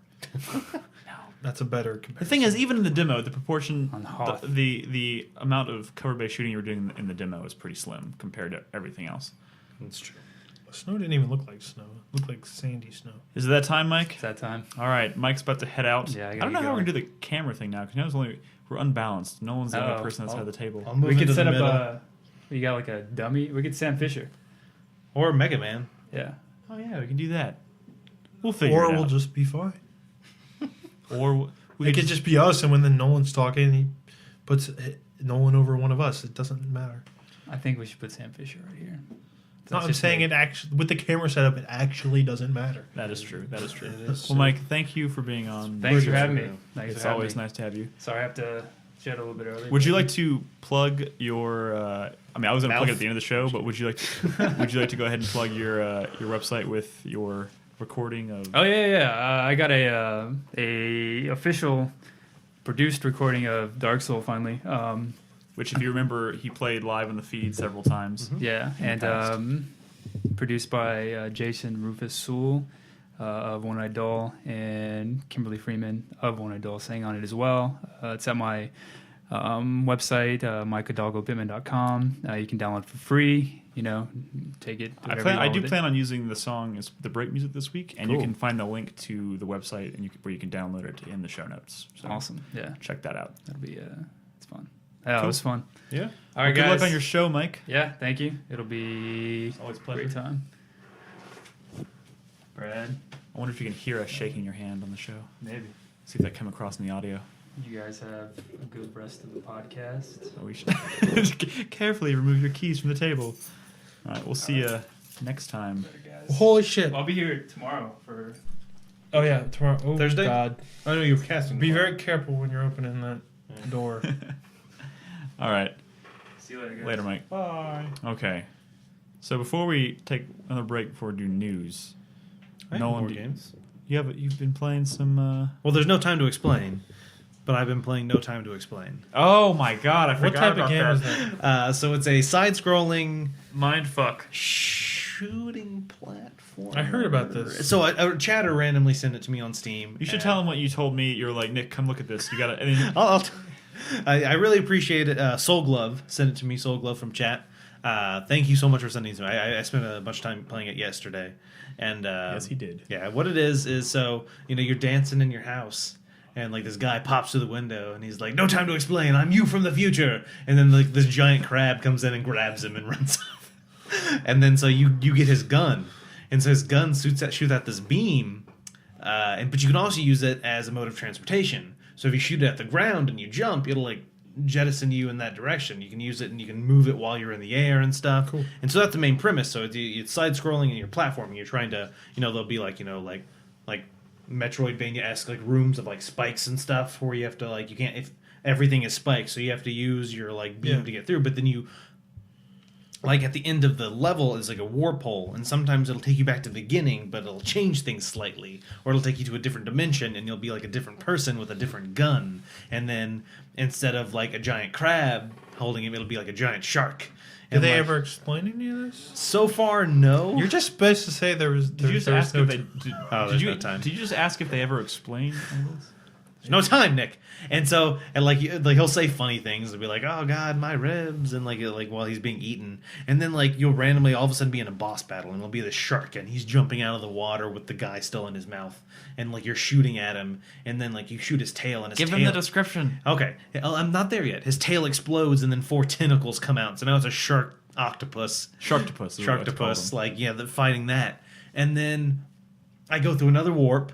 Also, there's hats in this game, like not like Team Fortress 2, but like you just randomly collect them. They're kind of like hidden throughout the level, and if you get them, you can like change. Like, so I can have like instead of my head, it'll be like a Velociraptor head, like a lot of different stuff. But Did anyway, they ever explain that? no time. And so you go through this one warp, and then all of a sudden, it's you and the guy. Like that guy's there, and he's like, "Hey, what's going on?" And then like explosions go off, and then all of a sudden it's you from the future, and you're riding on some other guy on a jetpack. I feel like. And do you go? There's no time Hold to on, explain. hold on. I feel like you're just. I feel like you're just spoiling shit now. I feel like I just need to play the game. Just No, tell you him definitely do need to. But the part Nick's Are the excited mechanics about, satisfying? they are. It turns into a side-scrolling. What's the best game? Almost Shooter? Shooter like Senemora-esque. Yeah. Where you're flying Yeah. through, and so there's these like there's dinosaurs, but they're all kind of robots, so they're shaped like jets, but they're like pterodactyls. And then yeah, you saw that. It just they're flying by. So anyway, all of a sudden from the side of a screen comes this Velociraptor looking dinosaur that's running, and 2 dinosaurs wearing not turbans. There's a term for those. They're like it's like this Shawl? head. It's this head thing with the band around it. Bandana. No, not anyway. There's 2 of them riding on it, and one of them shooting rocket launchers at you while you're. And then there's like a Triceratops tank. I don't know. Anyway, at one point when you go back, because like I said, every time you finish the level, sometimes they take you back to the beginning. It's all of a sudden you from the future, like so you go back into the past and you see you dancing, and instead of there's no time to explain, you like dodge the crab and throw your past self into the crab. So you've like messed. I don't know. It's a crazy game. Kind of like Time Splitters. Yeah. It got greenlit on Steam, and he developed. It's insane. It's pretty fun. Definitely check that Yeah, out. I'll try that out. How much is it? I don't know. I don't know, It was, 'cause it was gifted to me. There's no time. So also, in my Metal Gear Solid playthrough series, I finished Metal Gear Solid. That battle with Liquid at the end was so frustrating. There's a timed battle on top of Metal Gear Rex with Oh, Liquid. we've been there. Yeah, I know. Well, Nick seems No, like he can't remember. I'm just trying to remember why it was frustrating. It was difficult. Yeah, let's not go there though. Yeah, it took me forever to. Anyway, so I finally finished that game. Finished that game. I finally finished Metal Gear Solid. Now I'm on Metal Gear Solid 2. Monday I played it. I got through the whole entire tanker sequence where you play as Snake. I think more. Isn't the leap forward like incredible? Yeah, Most it's notably, ridiculous. though, let's talk just real brief impressions about the HD collection. So I am in playing general. the HD collection. It does look really nice. I don't know. I mean, I haven't recently played Metal Gear Solid 2 Sons of Liberty or Metal Gear Solid 2 Substance, so I don't remember all the exact changes. But it does look nicer. I don't know if Holy they've added God. anything else as That well. game, like I was watching him play through the intro sequence in the tanker, like I had forgotten how, like I immediately remembered how fucking. Well, it's my just like mind Brad's was saying, I think it's just blown. because the leap from Metal Gear Solid to Metal Gear Solid 2. I think is- Metal Gear Solid 2 runs at 60 frames a second, which is really yeah, the HD smooth. collection does, yeah. Yeah. Well, I think the original did. Oh, it too. did? Yeah. That's cool. I mean, it's a Um, sharp looking game. So it definitely looks good. And so now I'm riding on the tanker. I haven't done a Riding? whole, yeah, You're riding on the tanker, yes. or you're Uh, riding on the tanker? So I didn't remember Because I thought you were Snake. how much of a pussy Raiden is, Oh, in yeah. the sense that anytime anything happens, he's like, Colonel, what do I do? Like, No, he like sucks. fucking like every 5 fucking minutes. terrible. Like I can I he cannot. forgot his training. No I don't even want to play him in Metal Gear Rising. I fucking hate Rising. Like I can't. I mean, he's less like that in Metal Gear Solid 4 once he's half of himself. Even literally. I'll never forget. You can't make me forget just because you make him do cool shit. I'm gonna get that Gray Fox skin. I'm never gonna take it off when I'm playing You Rising. did say I can have your Gray Fox skin, right? Yeah, yeah. Okay, because I I don't definitely see, want. unlike you guys, I don't give a shit about playing as Raiden. You mean think- you like Raiden a lot? Is what you're saying? I like him more than I liked him in Metal Gear Solid 2. Yeah, that's for sure. But anyway, so that's where I'm at right now. I'm on the tanker. I'm running around, cooling bombs. If y'all remember, I do remember cooling Um, bombs. I don't Do you want me remember to tell you where the last bomb is? Do you remember the last bomb is? the last bomb. The last bomb. Under You can him? get the bombs out of order. Oh, okay, yeah. You can actually I'm get talking that about the one last- first. Some of the very last. Oh, one. the very yeah. last. The one where I ran around for like 10 minutes, like, where the fuck is this bomb? Yeah. Probably not 10 minutes. You would I have know, died. Yeah, probably. Remember what we talked about last week, Brad? I'm exaggerating. But so I love Hideo Kojima. It's just like going back. There's all these subtle things in Metal Gear Solid games, just like little things there and there that he throws in that just Like masturbating to posters on the wall? exactly. You can. I forgot that you could masturbate to posters. Slipping the bird shit? Yeah, there's so many little things that don't need to be there, but they add to the environment and they add to the game. That is the brilliance that is Kojima. You know, like there's on the tanker, if you go up and you start messing with the projector and stuff like that, the soldiers will keep looking back and forth.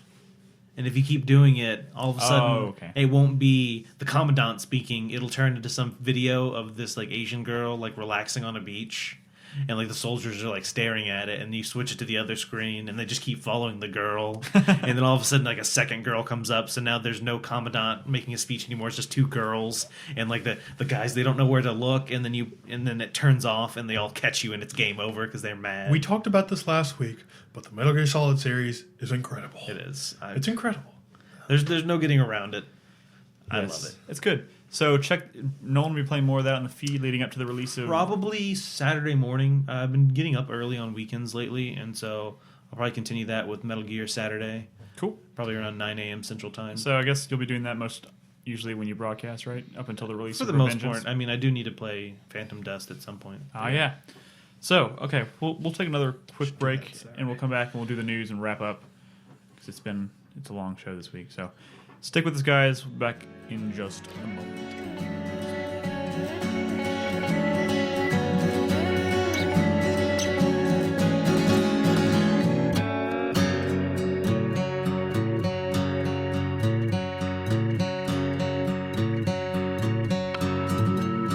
I've got a dark soul. Yeah, I've got a dark soul. I've got a dark soul. Yeah, I've got a dark soul. I've got a dark soul. And I know that I'm going to die. In other news, Another news. Wait. What? Okay. the news. The news. Okay. All In right. other news happened. In the news has happened, and it's been a crazy ass fucking week for news. It has. More so than any week I can remember in the recent past. So, do we want to start with the THQ auction. Go Because for it. We covered that a little bit last week. Was that Just give us the deets. because last week it was all fine. Last week it was kind of on the it was all rumor and Well, speculation. no, last week it had just happened. Yeah, like we were recording as things were actually going through. So now all the details about THQ they're officially disbanded. THQ is no more, and all of the properties, IPs, studios have been most of them have been divvied up, auctioned off. So now we have some details. And there's some surprising shit here. Starting with Volition, which is a studio we've been, we're pretty big fans here on the site. This one we mentioned last week. Yeah, so this was it rumor last week? I don't remember. No, we knew. No, it was Koch. Yeah. Is that how you say it? Koch? it was a rumor Conch? last week, but Koch. Koch. Koch. it's actually pronounced Coke. Coke. Really? Yeah. Really? Yes. Chris just goes Coke. Okay, I thought you said Coke Nope. I don't know. Whatever. has acquired Volition. That does not apparently include Red Faction. I don't think that was. We don't know that. We don't know. We don't know. think THQ's owned Red Faction, which means they'd auctioned it off later. They're going to have another auction for their back catalog. Yeah, the only time the IP goes with the studio is typically when the IP is owned outright by that studio. So in this case, we don't believe that Red Faction was owned by Someone Volition. should probably find that out. Yeah, we'll find that out pretty soon, I'm sure. But Koch acquired Volition and Metro, the Metro series. So I guess they have plans to release Metro Last Light and Saints Row, which is weird. Those are two really big freaking franchises, and to be picked up by a studio or a publishing company that's honestly not a huge. I mean, it's this big studio or big company, I guess, but it's not a name that's thrown around like EA or Activision or anything like that. So that's pretty crazy. Well, it's a big parent company, but their gaming side was pretty small. Yeah, I mean they do. Deep Silver It's was about to get a little bigger. But they own Deep Silver, right? So Deep Silver, the studio or the publishing firm that does Dead Island. Mm-hmm. Yeah, these games are effectively, from what I understand, going to come out under the Deep Silver name now. Yeah. But I mean, it's just the kind of thing where they might have had a lot of money. They were looking for a way into Investment bigger opportunity name publishing, and this is it. I mean, these are two huge franchises, so this certainly does give them some more recognition. I'm sure that's a name we'll be hearing more of in the near future. Sega acquired Relic. We talked a little bit about that last week, which is weird. Yeah. That's not weird, considering we talked about I that. think the weirder thing is where do they get the money? Well, we talked Pachinko. Yeah. Oh yeah, we did talk about Pachinko last week. Yeah. Never mind, Brad. Sorry, it's not Well, weird. the- It's weird, but it's not. Out of all the acquisitions, all the purchases, the ones that the fans are like most happy with is the Relic fans, because that from what I understand, like Sega treated Creative Assembly really well and did really well by them, and are doing really well by them, and they seem like the perfect fit for Relic.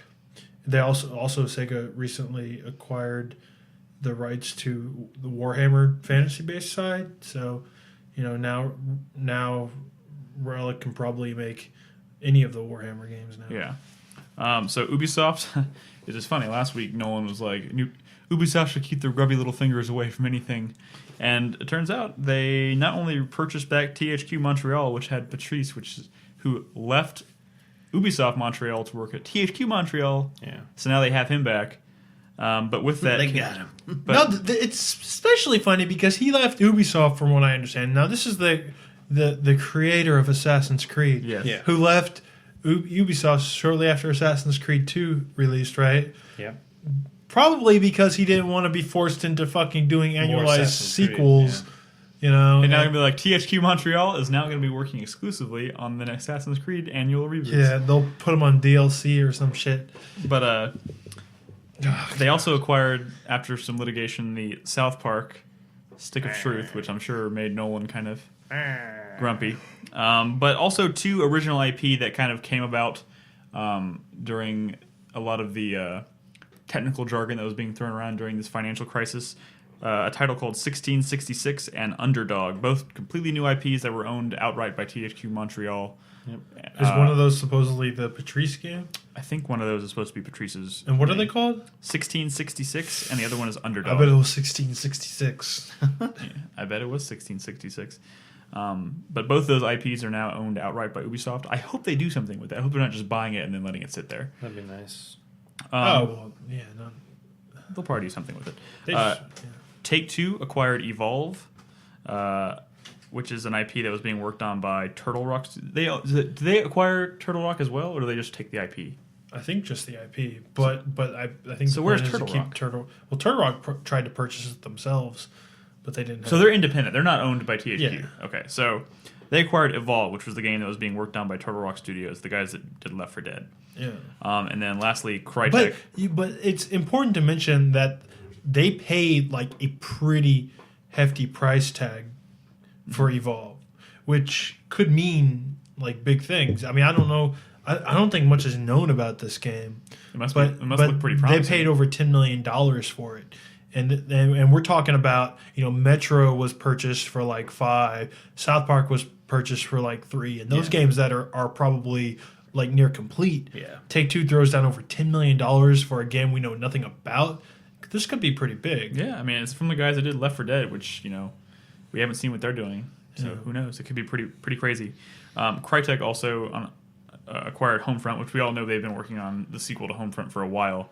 So I'm pretty sure they just acquired that to Or make sure there Free was... Radical has, which was purchased by Crytek. Yeah. Yeah.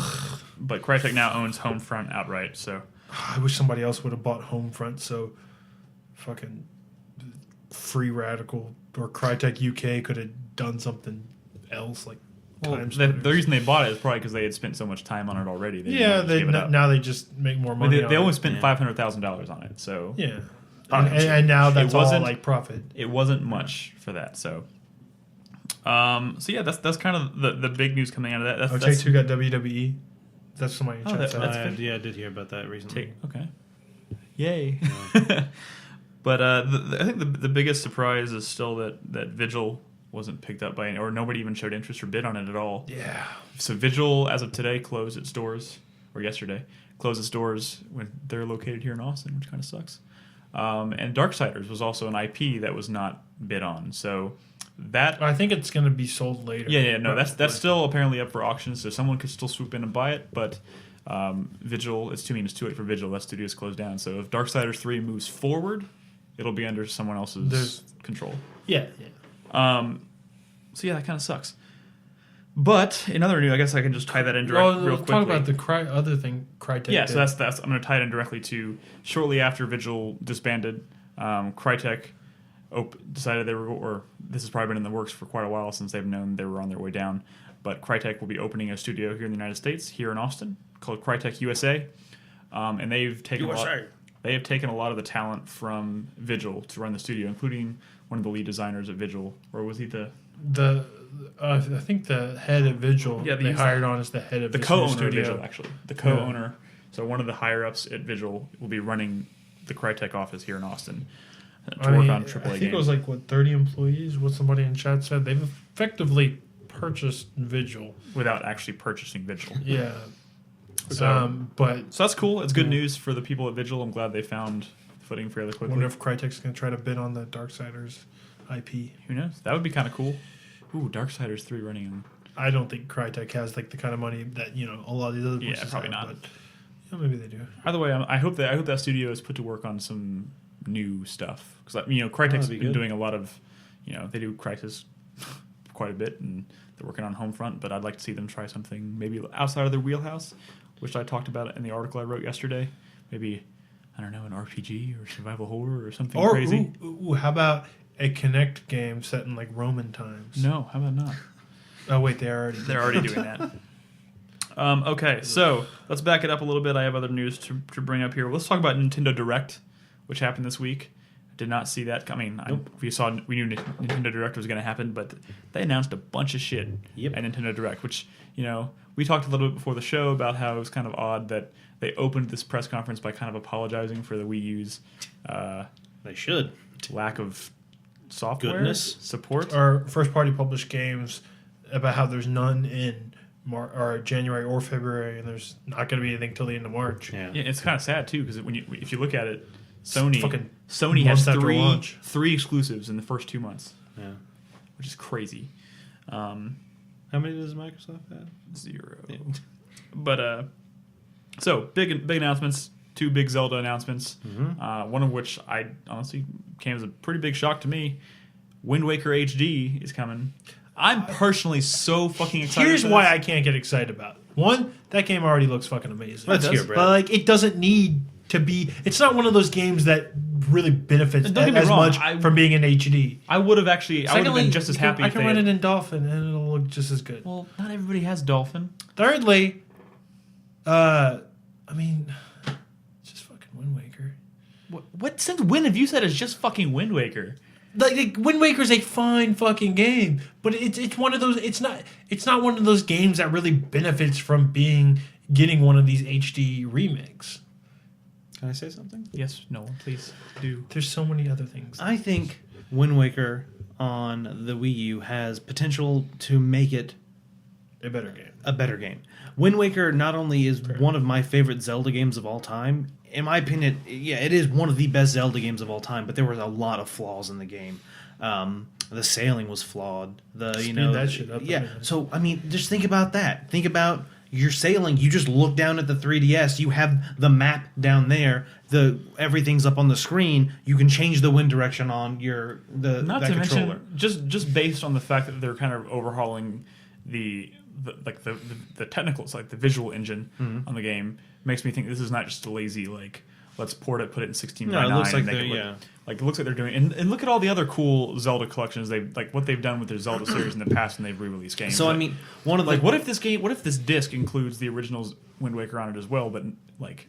No, it's not. Nah, I don't think they're gonna do that. Give me a they, Metroid they Prime always HD. do. They very with Zelda. They very rarely just throw. They make a usually lazy do port. more, but I mean, I think there is a lot of potential here to make the game all of the downsides to improve them. And if they don't do that, I'm actually not going to be disappointed. I'm going to be angry that they didn't do that because it's stupid. To now that you have this technology that they wished they had then, you could tell that they wanted to have it. They had the Tingle Tuner, which was you bought an adapter that you can plug your Game Boy Advanced into your GameCube, and you could have this extra information on there. Tingle would pop up on there and let you know about certain things in dungeons and stuff like that. If they don't have that on the Wii U, on the pad, what is it called? I don't even know.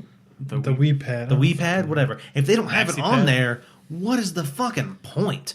I'm going to be severely. Well, I guess that's angry. just not going to be in there. But why won't they do it? Now that Well, let's they. not get angry until we know the facts. So I'm just saying, I think this now has the potential to become one of the greatest Zeldas because they can fix so many of the flaws. Not to it mention- had. But the thing is, Wind Waker was rushed, and they pulled out a couple of the dungeons towards the end of that game that didn't make it in the final version. What if they include them back in? There's no way, though. I don't think they'll do that. How do you know? you don't have- Because it's coming out this fall, and I Yeah, think but- that requires too much time, effort, and This money already- that they don't want to spend. This already- I don't think they have to do that to get people to buy Right, this. this already- thing. No, they definitely don't. This have to. already looks to like this is something they've been kind of holding on to and hold a secret they've been holding on to for a while. Like they announced this game effectively and showed it in motion with screenshots and all sorts of shit. It looks different too now. It's Yeah. not like flat cell shaded like it was No, before. they- There's they- like they It's a changed combination of 3D animation and cell shading, which is kind of weird looking, but it also looks pretty. Yeah, it'll feel fresh even though it's the same content. So I don't know. It's weird that this was I think one of the only things that had an actual date on it that they announced. Yeah. They just made a bunch of they basically just blew their load on all the fucking projects that they were working on in a desperate attempt In to get hopes people to yeah. buy a Wii U before everybody else gets swept up in new E3 hype with the consoles. new consoles. I mean, it makes sense for them to do that. Just to say, oh, guys, remember all our first party games are awesome and they're eventually going to come out. But it's kind of like to hear the only thing with the date is Wind Waker HD. That kind of kills my boner a lot. And I was super excited when I was seeing all this shit. But I mean, I'm surprised anything had a date on it at all. Yeah, that's no, but I'm saying so they're trying to get us to go out and buy that Wii U now. But really, how much of this shit's actually coming out even this year?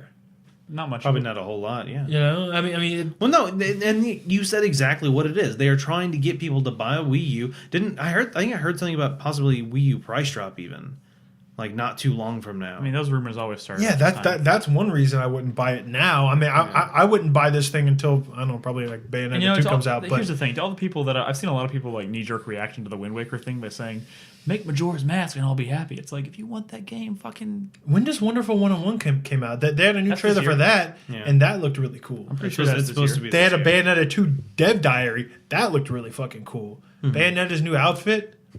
Man, I'm worried about that game from a control perspective. I want to see how that game that'd be feels. fine. I mean, it's not like a first-person shooter or anything. You're not using the analytics in that same way. They announced Shin Megami Tensei versus Cross Fire Emblem. Yeah, That's for the Wii U. it's a weird Who even knows what the combination. fuck that's going to be? I mean, Yeah. those two universes couldn't be more fucking different. Yeah. I don't So know. I don't know. Hopefully, it's like some sort of strategy RPG. You know, maybe it could People want me to finish my sentence. God damn it, Chris. Um, It's if you want them to make Zelda Majora's Mask in HD, then show them that you are interested in these kinds of remakes and buy Wind Waker HD. well, I I mean, that's I mean, they plenty of people bought Ocarina of Time on the 3DS. Yeah. Is that not enough? No, but the point is, if they had just like gone on and said, okay, we'll make Majora's Mask HD, there would be just the other side of people saying, why didn't you make Wind Waker HD? That's I mean, because that's the world. That's they're how not- people I know, are. but they're not no gonna- one's ever going to be completely. I know, happy. but what I'm saying is stop bitching and just be like, okay, this is cool. This is exciting. Support it. Show people that it's worth their time and money to spend the time to develop it. The like we did all those times Ubisoft But asked that's- us to. So but we could that's have like a- Beyond Good and Evil 2. That's like a catch-22 though, because it's like, well, That's Ubisoft. I'm not going to buy that because I like Majora's Mask and I don't like Wind Waker, so I'm not going to buy that one. So they're going to be like, oh, well, they don't like remakes. well, yeah. I mean, there's no way they can just know that I that's know. why it didn't get purchased. I'm just saying it's the people that are outright complaining about it and saying they should have done Majora's Mask. They're not saying, oh, that would be cool for them to do the same thing with Majora's Mask. They're saying they should have done this instead of this. That's pointless. Don't do that. I think that's dumb. Well, I mean, it's still normal for people to want something Yeah. instead of something else. Yeah, but there's people that are outright being like, this is stupid. That's I because it's don't- the internet. I would still really like Majora's Mask on the 3DS. Kind of like I'm just Ocarina of responding. Time. I'm just You've trying to never even respond finished directly to Majora's people. Mask. I know. That's why I went on the 3D fucking S instead. Yeah, I think I'd of be the more interested. busted ass like other ways I of think I'd playing. be more interested in a 3DS version of Majora's Mask. Well, just because you know they're not gonna like gussy up the visuals that much, it look like shit on a TV probably true. still. But I think it would be much harder to upgrade the visuals in Majora's Mask than it would be. Oh, in definitely. Wind wait, Waker. we're still talking. I mean, why Yeah, are we way arguing off- way about off Wind topic. Waker? They had interesting information about the new Zelda. Zelda game they're working on. Yes. About how Why don't you tell us about well, that? they Brett? said that they're going to be they're attempting to break conventions that they've always had in the series. They Thank named God. two things. One, approaching dungeons in a specific order. They said this is one of the conventions they're trying to break, which makes it sound like you'll have a lot more freedom as to how you approach that world and you know the dungeons within that world, kind of like you know old school Zelda style, which is great. That's fucking amazing. Like the less handholdy this game is, the more they shut the fuck up and let you explore that world on your own, the better the game will be. Now, the That is a second part fucking of this fact. though does not make me excited. The second part of this is they're challenging the conventions of playing by yourself, which is suggesting that there's going to be some sort of multiplayer component involved. But I mean, I don't think this is going to be like a fucking online co-op Zelda game. Like maybe would be actually kind of fucking innovative. It's probably going to be, you know, the person who plays as Link is going to be using a Wiimote and nunchuck like the last two fucking Zelda games, and then you're going to have somebody with the Wii Pad who can help out, kind of like I was saying it's with gonna- the Tingle Tuner. I think either way, I'm like not. the Tingle Tuner is gonna be like Super Mario Galaxy, where you're controlling the light and you're controlling like Navi or something, collecting. Here's the thing. I'm Like, so worried that's going to be something like that. But Yeah. seeing how the Wii U is, I mean, that's I how have- a lot of the Wii multiplayer games are. I have absolutely zero interest in playing a Zelda game with anybody else. But the thing I don't is, even want anybody in the room. With If me it's when I'm like playing Zelda. that, and it's co-op. You don't have to do it. I mean, No, they no, want to no. put it in there so you have the option. No, Yeah, no, but I I'm don't- not saying that it's going to be a bad thing. I'm saying like this is a series where you need to do something like extremely like subversive. Like it needs to be fucking different. Are you like spanking Yeah, it? it's like just spank the shit out of that old formula, you know? It needs to be something different. It needs to be something that freaks people the fuck out when they hear it. Like, oh my god, what are you talking about? That's not Zelda. That's what they need to do. Yeah, but they can do that with like theme, visuals, something other No, than that, story. that's all like I surface don't. stuff. Like, I don't. That's like the Wind Waker thing, where Keep- like, oh, it looks so much different, but you're playing the same fucking Zelda game. I don't like. I have. If it's multiplayer, That's not what he's talking about. No. No, but that's what I'm saying. Like if they go that direction, and They're not going to. You don't know that. I know 100% they're not going to. Wait. But what do you wait? Finish your thought. If it's multiplayer, then what? If like here's the thing. Remember we were just talking about Dead Space, and you were like, I think you're making a mistake by playing that game alone. If this Zelda game is designed around co-op play, and it's like, I think you're making a mistake But by playing Zelda's this not a game alone. horror game. I mean, a horror is all about sort of being alone and scared. Like Zelda games are about exploring a world and solving really cool puzzles in dungeons and stuff. That could be a blast with somebody else. That could just sort of open up what puzzles even mean in dungeons. I get that. But if the game is designed, like that is like the benchmark or like the core of the design of that game, to the point where if you're playing it by yourself, it is not the same experience, or it is not a good experience. I will not play it. I I don't don't believe believe you. 100% they're not going to do that because Nintendo and his Zelda, and they're going to play it super fucking safe. But they're what saying will, that maybe what they're they not. will probably do is, well, yeah, we're not going to play it safe, but they are, is add some sort of co-op element that doesn't need to be there, and they're just going to try the water and see how it I know, works. I'm trying to be devil's advocate I here. know that's how it's going to be. And I'm telling you, I'm gonna be so fucking mad if I turn on this game. It's gonna be like Skyward Sword, and some like Navi's gonna like pop the fuck out and say, "Oh, hey, what's up, Link? This is how your sword works. This is how your shield works. Oh, by the way, there's these 3 temples. Do them in any order you want." You know, and like, oh, by the way, hand your girlfriend the pad, and she can collect rupees for you. I mean, like, if that's what this next Zelda game is, I'm gonna be super disappointed.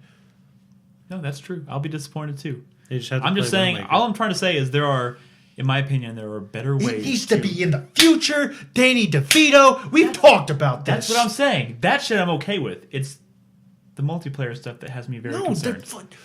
I want them to get loco. They need to do something crazy, like fucking, Just keep people out of my game. like fucking Metroid Prime. This shit. Yeah, that's fine. That's that'd be all awesome. fine.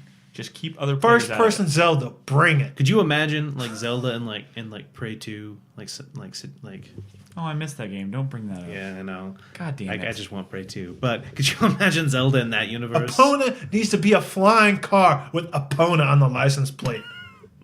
Danny DeVito riding shotgun. Why Dan DeVito? He's the new He's- fucking he's Navi. not- And you know he's what? fucking He Navi. shuts the fuck up. Just a funny joke here and there, but he doesn't tell you what to do. He doesn't tell you where to go. He just cracks wise. That's the future of Zelda I want. Okay, I get it. Let's finish the news, shall we? sorry. What? What is? Something about pie roll. I don't know. He's on. He got that. He made the honor roll. All right. I don't know. So new 3D Mario for the 3DS playable at E3. You know, that was actually really like, I was like, oh, that's fucking sweet. That's exciting to me. And then I realized, oh wait, there already is a 3D. Nolan reminded me there is already a 3D Zelda or a 3D Mario on the 3DS. yeah. And I was like, oh No, that's it's suddenly 3D Mario on the Wii U. No, this is a 3D Mario on the 3DS playable at E3. No, the Wii U. No, They said Wii U. no, it's 3DS. No, it's Wii U. Summer- The whole conference was a Wii U conference. The whole Nintendo Direct. Are you fucking serious?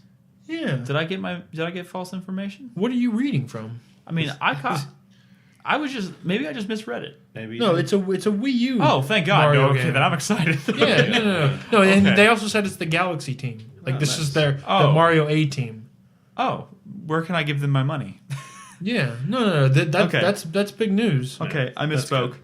Brett, why don't you talk about X or whatever? Okay, well, X is the spiritual successor to Xenoblade. I mean, like the combat system looks exactly like Xenoblade. I mean, in the trailer you see the skill bar and whatnot, and it's big and huge and open, and the monsters are of amazing scale, like in Ginormous, Xenoblade. yeah. But it's clearly not that universe because there's like fucking guns and laser weapons and fucking giant mechs that you're flying around. I mean, I guess it could be a Xenoblade game, but Why not? it doesn't really resemble that, in the details. But man, does it look fucking incredible! I don't know when that comes out, but that might be a system seller to me. As down as I was on Xenoblade, I have faith in that team that they'll make the smart. And now it'll be on a Like console that can fixes. actually make it look good.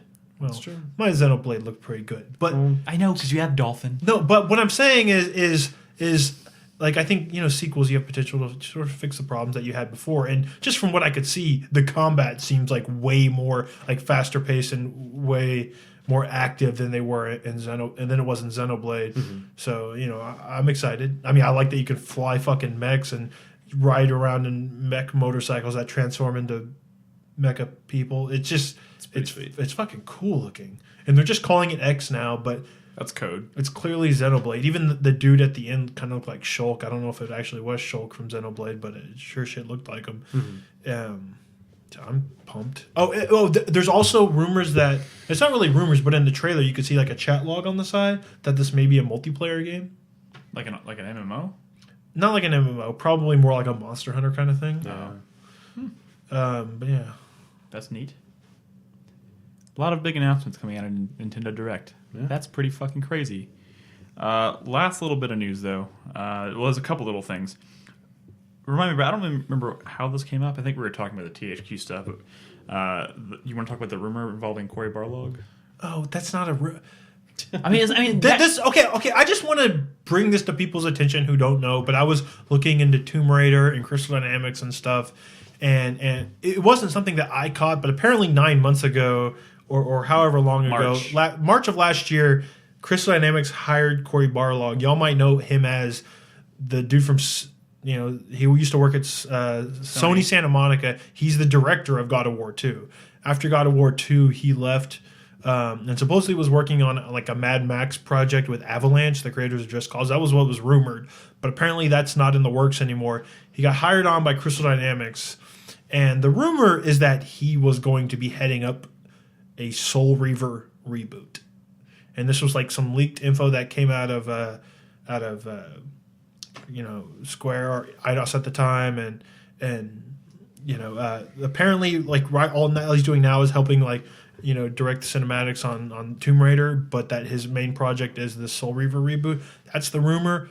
I don't know if many people knew about that, but I just discovered it and made me super fucking excited. One of the big problems that Soul Reaver has always had is like really terrible combat. Everything else is usually kind of amazing, but the combat was always pretty awful. But, having the director of God of War 2 is a good sign in improving that. And that seems like a pretty good strategic choice to bring on to improve that aspect. But yeah, there were some rumors that it might have been some other new IP that they were working on. But from what I understand, that new IP was confirmed just to be like a XBLA title. And that's not what they would have hired Cory Barlog for. So the rumors, that's huge. Like that could be something that we're finding out as soon as, as soon as after Tomb Raider comes out. Tomb Raider comes out in March. E3 is a couple months after that. It would be a good time to announce man, that. see, the thing is, I think if they put the right amount of money behind it and they get the right talent involved, I think people could get really excited about something like that again. Like, because you think that maybe Soul Reaver's not big anymore, but it could be. Yeah. So we just wanted to bring that up. That came up in conversation before the show. There's also a few little things. Team Pixel is crowdfunding $50,000 to buy Homeworld, to buy the IP Homeworld so they can make Homeworld 3. I'm not super familiar with Homeworld. I don't know if you are, Brad. Yeah, what's Relic Space RTS. Yeah, so that might be coming back if they can crowdfund it. I think that's... Oh, yeah, Junction Point closed today. Yeah. That's another Austin-based studio closed. I think a rumor that I personally heard, although I can't corroborate Warren this with Spector's any... studio. Yeah, Warren Spector Studio. I can't corroborate this with any actual hard evidence right now, but I heard a rumor that that Retro is taking on some of the talent that left Junction Point today, so that could be good. Who knows? But it's sad. It's always sad to see a studio close. That's 2 Austin studios in 2 days. That kind of sucks. What is Relic working on? I swear to God, if that Mario Kart game that Maybe they're going to show at E3 is the Retro Studios game, I am going to die inside. Maybe it's the new Zelda they were hinting at. No, like absolutely, that's a good idea. But what's his name was the one that came out and talked about it.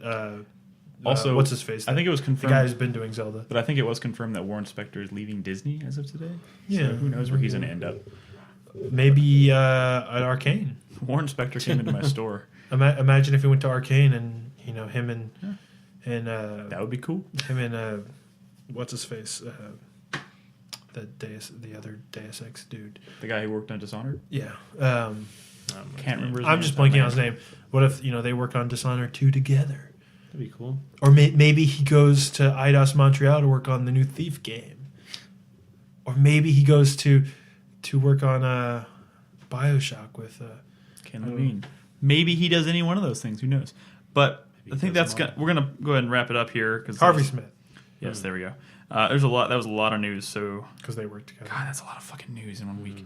So let's go ahead and wrap it up. We'll do the 4-player minute here in a second. Wait, I have an announcement first. Oh, Brad has an announcement. He dropped his phone. Friday night at 11 p.m. Central Time 11 p.m. Central is the Time. return of Your Way Bratterday.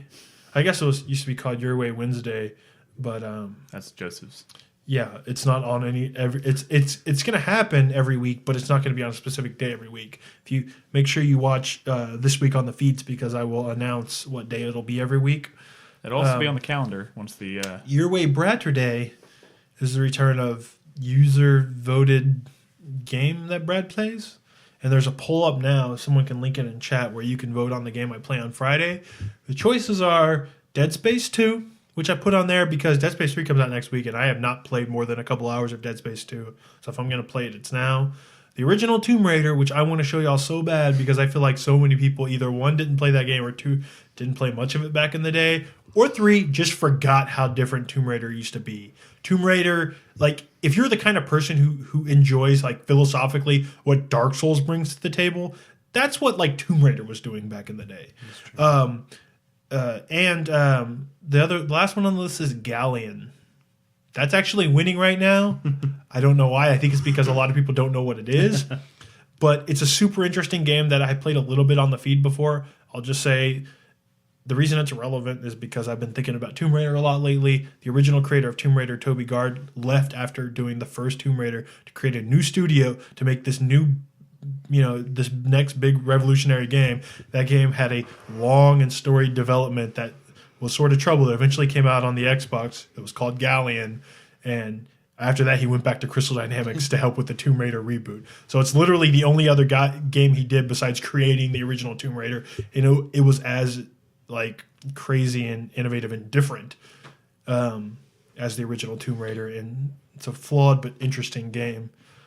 So if you want to vote, So click the link and go vote. so there'll be a link in the show notes if you just downloaded this podcast. You can also find the link by going to 4. Oh, and Witcher 1's on there too, but no one's voting for it because they're assholes. If you go to 4playernetwork.com, find the most recent post with this week on the feed, and there'll be a link to the poll in there as well, so you can access it either way. Before we move on to the 4-player minute, just a few quick shout outs, plugs, whatever. Mike, our very own Mike Bimman, as he mentioned before the last break, recorded Dark Soul, the song that he created in tribute to Dark Souls. He just kind of created that out on a whim one day, played that a few times in the feed. Finally has a produced version of the song that you can download at his website at mikehidalgopitman.com. There's guest vocals from Kimberly Freeman of One Eyed Doll and also produced by Jason Rufus Sewell of One Eyed Doll. So check that out. It's pretty cool. That's a free download on his website. There'll be a link in the show notes. Also, Mr. Oblivion, Subscriber of the Month. We'll be recording our first subscriber. I don't know what we're going to call it yet. Subscriber of the Month podcast this weekend. We're gonna record a podcast where we discuss his pick for the month, Phantom Dust, and this is the option for anybody who becomes Subscriber of the Month. But he actually wants to participate in the podcast himself, so he's going to be on it, provided we don't run into technical problems, which we're still working out. And it should be interesting. We're going to record it, maybe live on Saturday, but we'll definitely put it out as a podcast. And most importantly is this fucking Thursday is Open Game Night, Subscriber Night, where we're going to play. Everyone's going to be over. We're going to be playing random games. Y'all are going to be voting on, Open Game Night. Y'all know Open Game Night. But also we're going to be announcing February Subscriber of the Month. So if you want that opportunity to, have us play, the game of your choice and talk about it on a podcast and, all the other cool stuff. It's not too late. We'll have a post up about it soon. We're going to be picking that person on Thursday. So, And if you want to become a subscriber, I guess the easiest way would be to go to 4pp.tv. At the top of the page, there's a subscribe now button. It's $4.99 a month, and that gets you access to all the subscriber benefits, which we're still working out a few of them. But like we said, the big one being right now, you can choose, you can interact with the subscriber open game nights, and you can choose a game of the month, and we'll talk about it on our podcast, and even give you the opportunity to participate on said podcast at the end of the month. So if you want to do that, head on over to 4pp.tv. and supposedly, I think I'm not gonna say what it is specifically, but Mr. Oblivion is also planning, supposedly going to participate in some video content that might be coming out in the near future. Yes. That's true. That is true. So look for that. We'll have that. We try to find cool stuff for. We're keeping that on the DL Yeah. right now. But yes, there'll be some new video content coming soon, which I believe he'll be taking part in some manner. So keep your eyes on 4playernetwork.com for that. And also, I haven't said this in a long time, but I should really do this at the end of every podcast. If you subscribe to us on iTunes, please take the time to leave us a review. We'd love to hear your feedback. Also, It's easy. you know, It takes 2 seconds. they take into consideration like how many like recent reviews a podcast has, and that will bump you up in the ranking. So that shit really does help. Yeah, so, you know, we haven't pushed... I left a review on there. Thank you. Probably like 4 years It was ago. a shitty review though. Yeah. It wasn't. Yeah, you did. It was. Yeah, you're talking shit about Nick. Yeah. Probably. And how we live together. I don't know. Jerk. So, you know, if you have a second, we'd really appreciate your time if you headed over there and left us a review and subscribed. Please subscribe. It downloads the podcast automatically for free every week as soon as it's uploaded. So please do that. So with that, I guess we're gonna wrap the show up with the 4-player minute. I'll go first. Brad's gonna go first. Because I always Jinx, go you owe first. me a Coke. I don't like Coke. All Dr. right. Pepper. So what's the 4-player minute, Nick? We will go over our hype, our shameful secret, our sweaty palm, and our fuck you.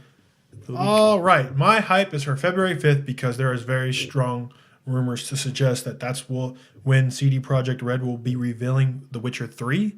It's one of the reasons. Wait, which day? February 5th. February 5th. That's the main reason that Witcher 1 is on that. That's next Tuesday. Yeah. That's the main reason that Witcher 1 is on that poll is because, you know, I'm getting excited about that and I want to, you know, start this Witcher series right. My sweat is actually for Fire Emblem on the 3DS, which also comes out next week. I'm a little worried and hesitant. I messed around with the demo some. It's just because it's a series that I used to love, but, you know, with each entry, they sort of, you know, they don't take a lot of chances on, you know, in terms of like, you know, fixing things or improving things, and it still has a lot of the problems that I really didn't like with Fire Emblem in the past, which is a little frustrated. But you can get married to the lady of your choosing, woohoo! And Nice. you can have kids that you can play as after you beat the game. I know you. I saw you got David really excited for that. Which- Which telling me about on Twitter. which is interesting. And depending on you know, who your wife or husband is, I guess, depending on which gender you pick, because you create your character in this one. Your character, your siblings will have different like stats and stuff, That's cool. which is kind of cool. So you're gonna be a girl. Well, I usually play as a girl, but I think I'm going to play as a dude in this game because I want to pick a you're wife. I want to pick a wife, not a fucking husband, unless you can go lesbo, but I doubt it. But then you It's can't have Nintendo. kids unless you can adopt Oh, or have a that's true. surrogate father. Adopt a Now it's ninja. getting complicated. All right. My But you know they had those conversations. my shameful secret is that I haven't played any more Cart Life. I promise there'll be more Cart Life on the feed. I will continue the single mother's adventure into selling coffee, but I don't know when that's going to be. I will keep you posted if I do. And my fuck you goes to Capcom. Because for this time. I don't know. Did we? Was the I don't know. Heck, you can always Capcom. I don't know if I knew this on the last Activision. show, but it's the whole $40 Dragon's Dogma Dark Arisen thing. Have we talked about that on the show? No, it's $40. Okay, here's the thing. It's $40 What? Oh wait. even if you have the game. There is no downloadable expansion. It comes out on a disc with, you know, Dragon's Dogma and the expansion stuff. What they're doing, You get extra shit if you've already played the game. if you already have a copy of the game, they're giving you what Capcom says is $20 worth of valuable DLC content, which includes stuff like, you know, 100,000 Rift Crystals, unlimited Fairy Stones, and an exclusive set of armor. Like, honestly, like bullshit. That's not actually worth $20 Just hilarious. They're screwing over the people that purchase their game. And what's really bad for me too is that I rented it at first, but recently like purchased it in anticipation for this DLC Same here. when I didn't even fucking need to. Same here. I mean, like, what are you fucking thinking? And then they're saying, oh, because of the way the world was structured and the way the game was designed, we couldn't figure out a way to put the DLC in without it being a separate thing. That's bullshit. Yeah. Bullshit. So fuck you, Capcom.